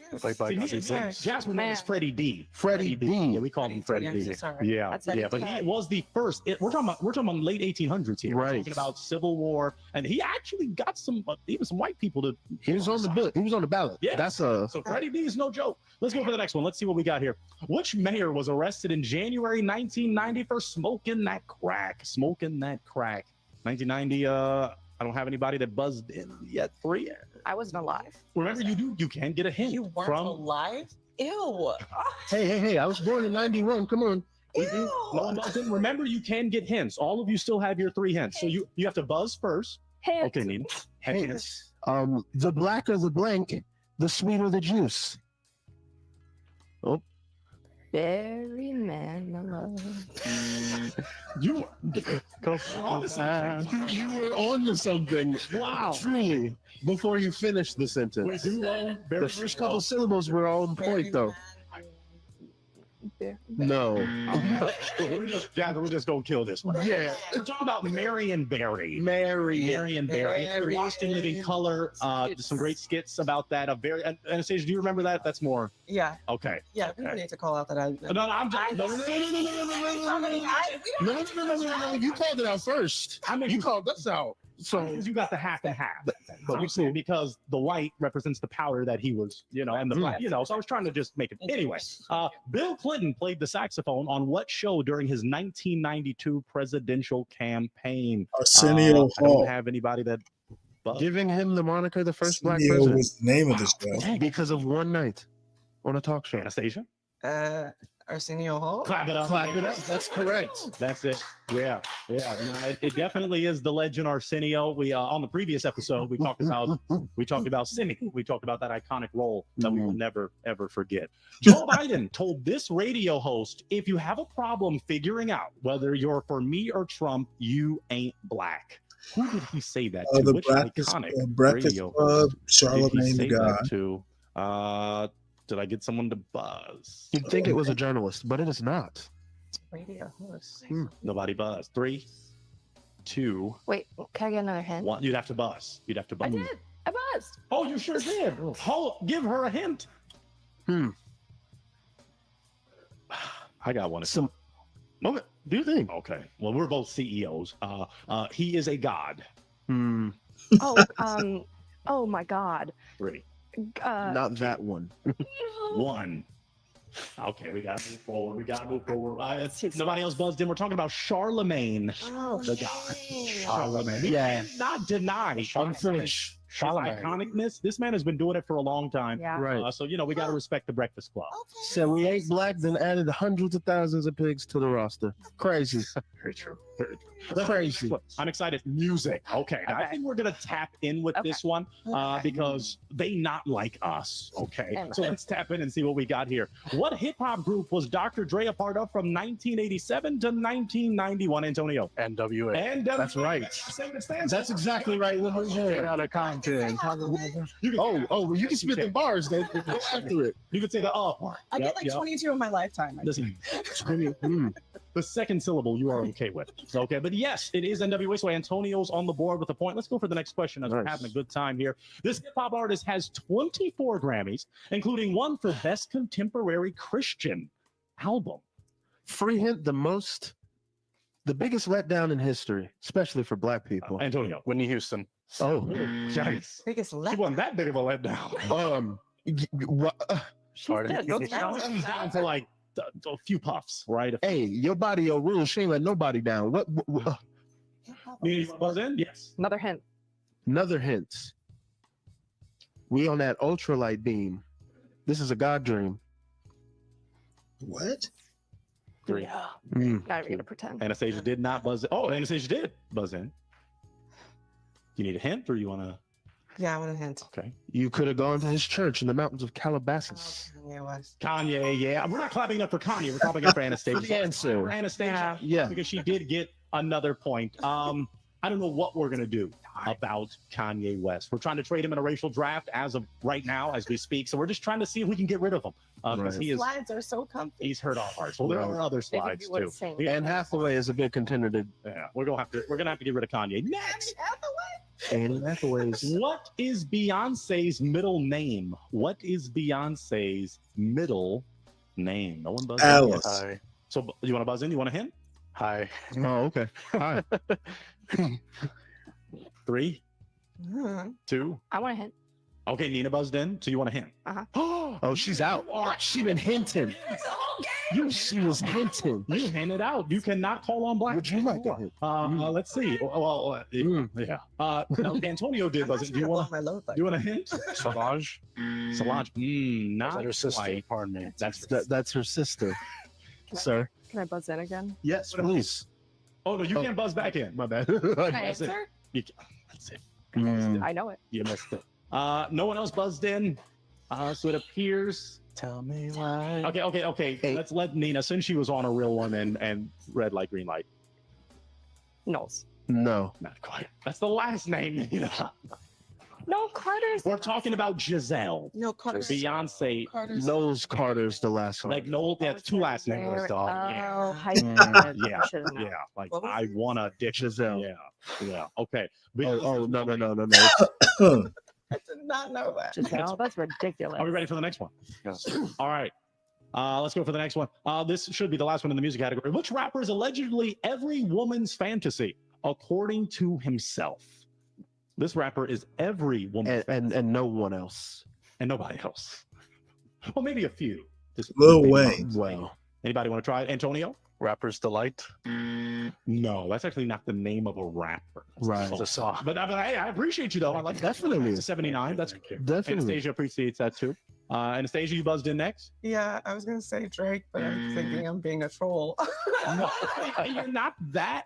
What, a little far off. What do you think? I would say that's an acceptable answer, just not the correct one. Yeah, it's acceptable. I would say something like that. He said he's the light-skinned Keith Sweat, which is blasphemy in some cases. Which is crazy. You know.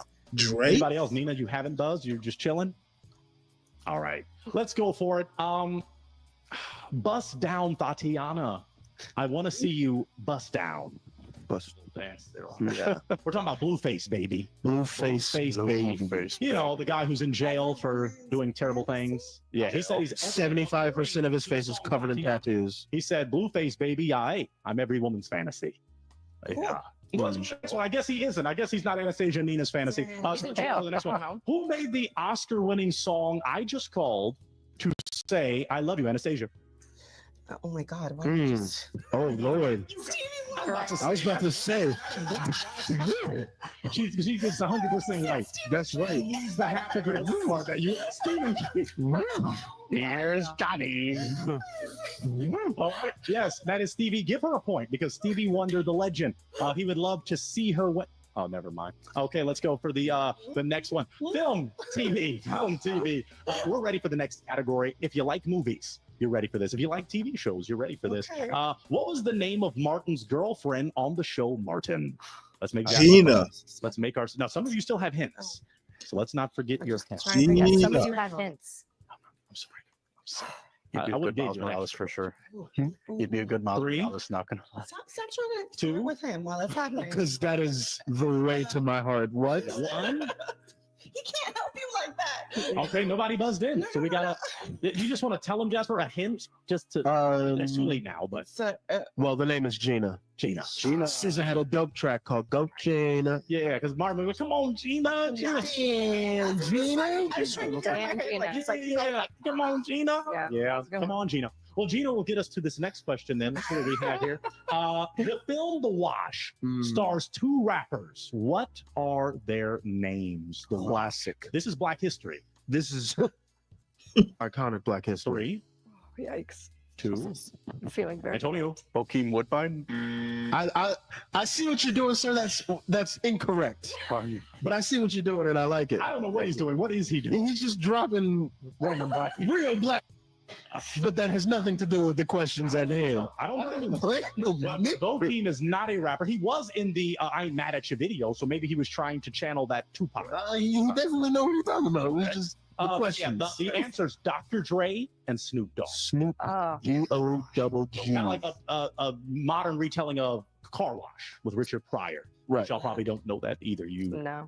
Yeah, modern rip, but this is it's okay. It's okay. You do know Car Wash. Who directed Boys in the Hood? Come on, Antonio. John Singleton. That's right, sir. I knew you would get that one. He also directed Too Fast, Too Furious. Excuse me. Yep. Okay. Okay, well, you Don't worry about it, cuz. That's bonus points, but that is great. You know that. That is, yeah, don't worry about it, cuz. Paul Walker in his bag. I'm telling you. before you got here. He might have. Well, his score isn't showing too much research. Don't he did a culture Caucasian does not take away from another culture Caucasian. That's true. You're right. That's true.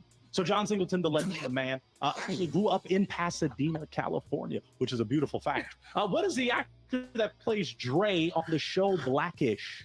What is the name of the actor? Anastasia. Anthony Anderson. Yes, correct. Anthony Anderson. Yes, the legend. Anthony Anderson is a legend. That man's been doing it for a long. He's also in time. Transformers. Yeah, and we've seen his weight loss from 1993 to 2000. Y'all remember him in that first Transformers? Yes. Oh, yeah. That was Malibu's most wanted. He was not a gangster. He was an actor. Kangaroo Jack. Not the funny one, the real. The one. real gangster. Like he was being told. Oh, Hustle and Flow? Yeah, I think he's been in every Barbershop, Cradle to the Grave. Yeah, there's no movie you're gonna name that he wasn't in. True, basically. He was an Urban Legends finest. Kangaroo Jack. He was also in The Departed. The Departed is a great movie. Yeah, I was like, Kangaroo Jack. I know the hard. Kangaroo Jack is another one. Jackie Legs. Jackie Legs from the that's the one I. With the goatee. but it's a good one. Let's hop over. Let's do it with a kangaroo. Hop to our next question. What is the name of the actor who stars in Undercover Brother? Another iconic black film. You know, you like Undercover Brothers. I'm so scared. I just feel so white. Nobody bust.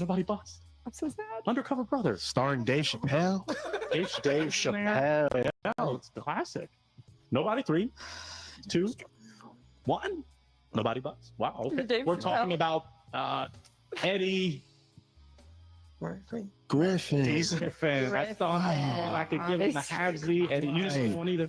Okay, Hey, don't make me show my black. Okay. Hey, Okay, we all got black. that's a different show, but we can get there. We can get there. But yes, Eddie Griffin, the legend Eddie Griffin. Let's go for the next question. Pop culture. Our next category. We should do a little better here, folks. We should do a little better. Pop culture. Let's go for the first question. This celebrity has a striking similarity to Mr. Potato Head. This very, very, very famous celebrity has a striking similarity to Mr. Potato Head. Anybody? Antonio? Coolio. Coolio does not. No, let's rest in peace. He's just naming random African Americans. And I mean, but like the cream of the crop African Americans too. Like Pookie. Like Head on the side. At least he's naming those that have yeah. achieved something. Okay. I'm sorry. I shouldn't have done it. I'm sorry. Okay. The correct answer, folks, for this. I buzzed. You sure did, Nina. I did. You put me in check, girl. Do it. What you got? Biggie. Big. That's your only Big. answer. Biggie Smalls. Oh, I was like, what? Not. Is that? I didn't know That is a black man. No, He's a not celebrity. And he's a celebrity as well. He has no resemblance Yeah, this is even to closer. a spud. You hear it, you're gonna be like, oh. Y'all want to go? You ready? You Hey ready? Stanley, what is this? This nigga got a show, like a game show or something?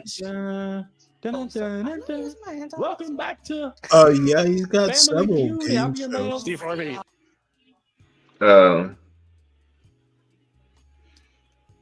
What's his name? He goes by Pointer. I don't know, his whole name, but he has like a version, well, several versions of Pop the Balloon. He's got a lot of stuff going on. Okay. All right. Well, I'm about to go lay my ass down. I'll let you later, player. All right, well, have a good night. I'm not much longer on this show either. Yeah. All right. Well, shit. I'll holler at you tomorrow then. All right, I'll be around. All right, fam bam. Bye. By the way, whilst we're stopped, make sure you hit the like button. Subscribe to the channel if you're new. Oh, I see these numbers are critically low as far as viewership right now. Damn. I kind of like the show too. He didn't buzz in though, so y'all just wasted a question. Oh, mustache, brown. You didn't say Mr. Potato Head with a mustache. Mr. Potato has a mustache. Not always. You can take detach. that off. But it doesn't come separately. It's not sold separately. So I don't think you look like Mr. Potato Head. Hire He's not going to marry you. He's had 5 failed marriages. hire me. I did not well, say I mean, marry you. that is how he gets a new marriage. He finds one and jumps ship immediately. It's hard for me. That man got money. He's not too early for me. Next. Okay. What is the name of Michelle Obama's 2018 memoir? What is the name of Michelle Anastasia Buzzford? Becoming? It is becoming. There we go. Yeah. That's great work by the legend Michelle. Let's go to the next question. This person attacked Jay-Z in an elevator. Anastasia. What it up? She killed the pop culture section. Well, not attacked. You were it was well deserved. What you gonna do if you in an elevator and you're sitting once you're going by somebody else? Yeah. You gonna beat that?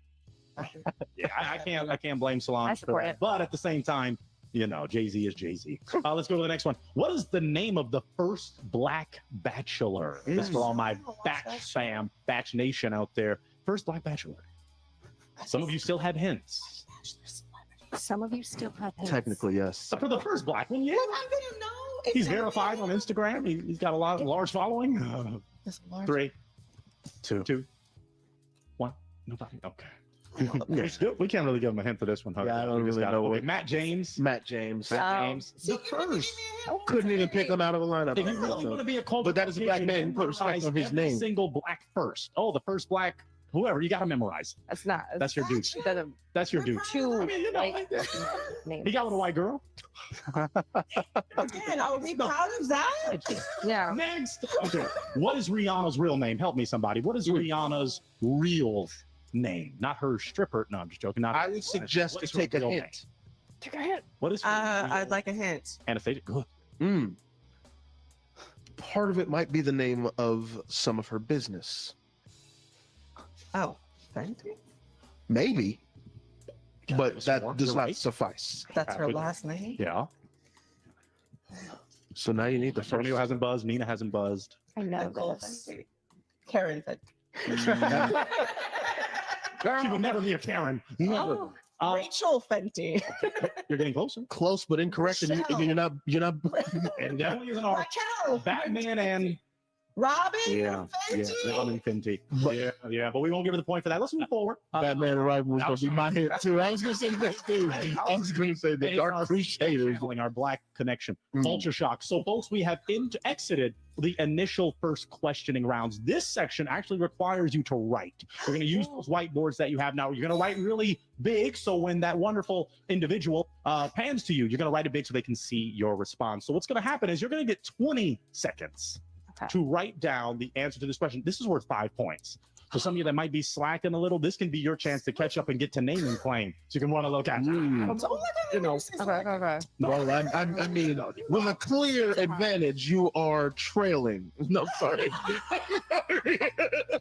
I'm sorry. You told me, channel my white mother. This is the problem. But not at the expense of the black. Where do we Father, come. Here we go. You have 20 seconds. We're about to get it started. And I'm going to ask my man, well, you know what? Let's just get ready. Here is the question. Who is the biggest selling black recording star in Britain? 20 seconds starts now. They have this. They definitely do. That. What do you mean by those? Listen. It's not very cultural. Point. I love it. I can joke with her like that. I didn't know they had recording stars in Britain. I mean, No, I only did it because it's British. All right, that is the 20. We're going to start with Anastasia, the champion at this very moment. Share with us who you got. Scary Spice is crazy.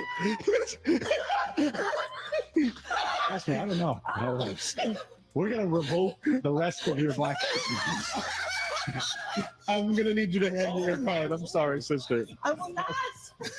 Scary Spice. Oh, Oh my God. Let's go to Antonio.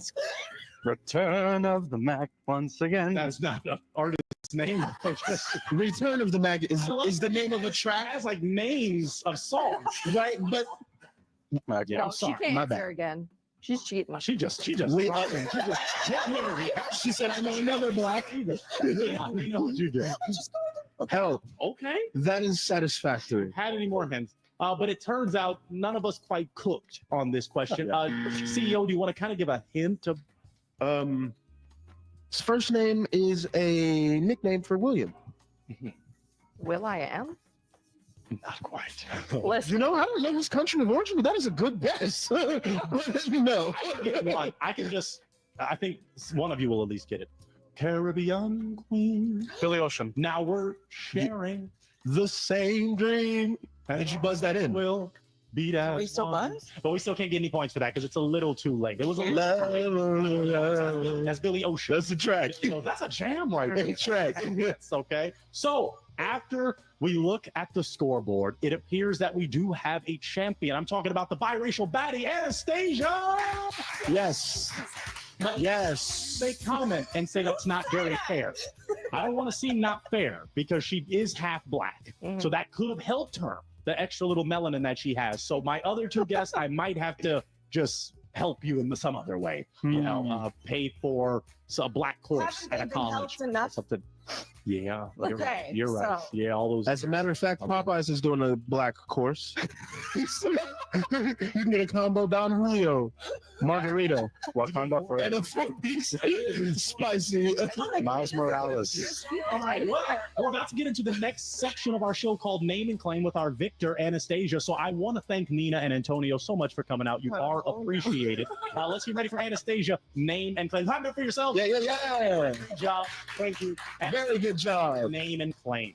Ladies and gentlemen, boys and girls, so it is time for name and claim. Anastasia has made it. She knows her culture. And I'm so happy that she's a biracial baddie. I'm so happy to have her here. This is how name and claim works. Okay. Okay. Now, my man, the CEO is going to pull up a timer. You're going to get 30 seconds. Okay. So pull up a timer, my man, and you're going to get 30 seconds to guess as many of those melanated folk as you can. Okay. Okay. So if you don't know it, you can pass it. Uh-huh. But for everyone you do know, once you correctly say their name, we're going to give you a little cash. You're going to get a little money for every person you name. Okay. So let's get ready to name them. Are you ready? Sure. 3, 2, 1, begin. Serena Williams. Venus Williams. Okay. Venus, we'll count it. Venus. Denzel Washington. Ella Fitzgerald. Cuba Gooding Jr. Taraji P. Henson. Michael B. Oh my God, Shaq. No, that's not Shaq. Shaquille O'Neal. No, that's Oh my lord, Chadwick Magic Boseman. Johnson, woman. that's my fault. Give her extra time. Give her Angelica. Ooh, I can't. I hate myself. Angela Bassett. See it. 5, That's 4, Stokely Carmichael? 3, Yeah. 2, Pass. 1. Give her 5 extra seconds. Cool. Patrick Douglas. 5, 4, 3, 2, 1. Bernie Mac. Okay, give her the final one. Give her the final one. Okay, she did get the B, the Bernie Mac. Now, it was hard for her to see. It was hard for her to see. We're going to give her 9. Anastasia, you got 9 of our wonderful melanated folk. We're so proud of you, Anastasia. We're so proud of you for doing that. 9 is the score to beat today, actually, because the other wonderful Culture Caucasian got 9. So we are proud of you, Anastasia. We're going to hook you up. Thank you for coming out on the show. Thank you, CEO, for doing your thing. That's a genius. I really do. But what we're going to do now is we're going to see if you are a Culture Caucasian or if you are a CEO. We want you to fill out the link in the description and appear to be on the show. Be like Anastasia. So you can ball out, get some cash. Now she's got enough money to take some courses on Black history. And she can, lean over, not be happening. Maybe for a Magic Johnson. That's okay. That's okay. Yes. Yeah. I don't do sports. How you gonna say Shaq is Magic Johnson? That was crazy. Well, first, she said Michael B. Jordan. So, anyway, continue to subscribe, like, comment, share. Thank you for having fun with us on Culture Caucasians. You can win big too. We'll catch you on the next episode. Thank you. Thank you. I know what you're thinking, friends. I want to watch more of his videos. Well, that's a beautiful thing.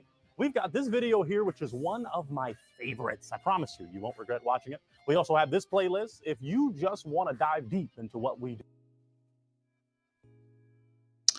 Well, oh my goodness. We might have reached the end of the show. Got some pop the balloons and everything, but apparently the Palomino in Solid Snake don't think I'm connecting with the audience. So, maybe they're not connectable. Troll liked the show, likes the Pointer questionable show. Oh, Solid Snake, so emotional. I think that you're more emotional than I am right now. Oh no. The owl has left the nest. So, oh no. Emotional damage. I don't have emotional damage. As a matter of fact, it might be the opposite way around. It's the crack that keeps me going. Yeah, well, to different strokes for different folks. So, anyway, y'all hit the like button on your way out. Make sure, if you're new to the channel, you subscribe to the John Galt Urban Landlord channel. Subscribe to the Stanley Cross channel. I think it's Stanley Cross 6000. So, if I'm not connecting, I will need to go and get some sleep to connect in the morning. Talk to y'all later.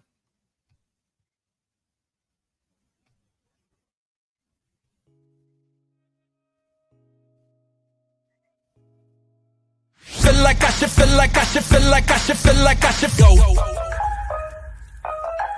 Go. Feel like I should go. Feel like I should, feel like I should, feel like I should, feel like I should go. Feel like I should go. Feel like I should, feel like I should, feel like I should, feel like I should.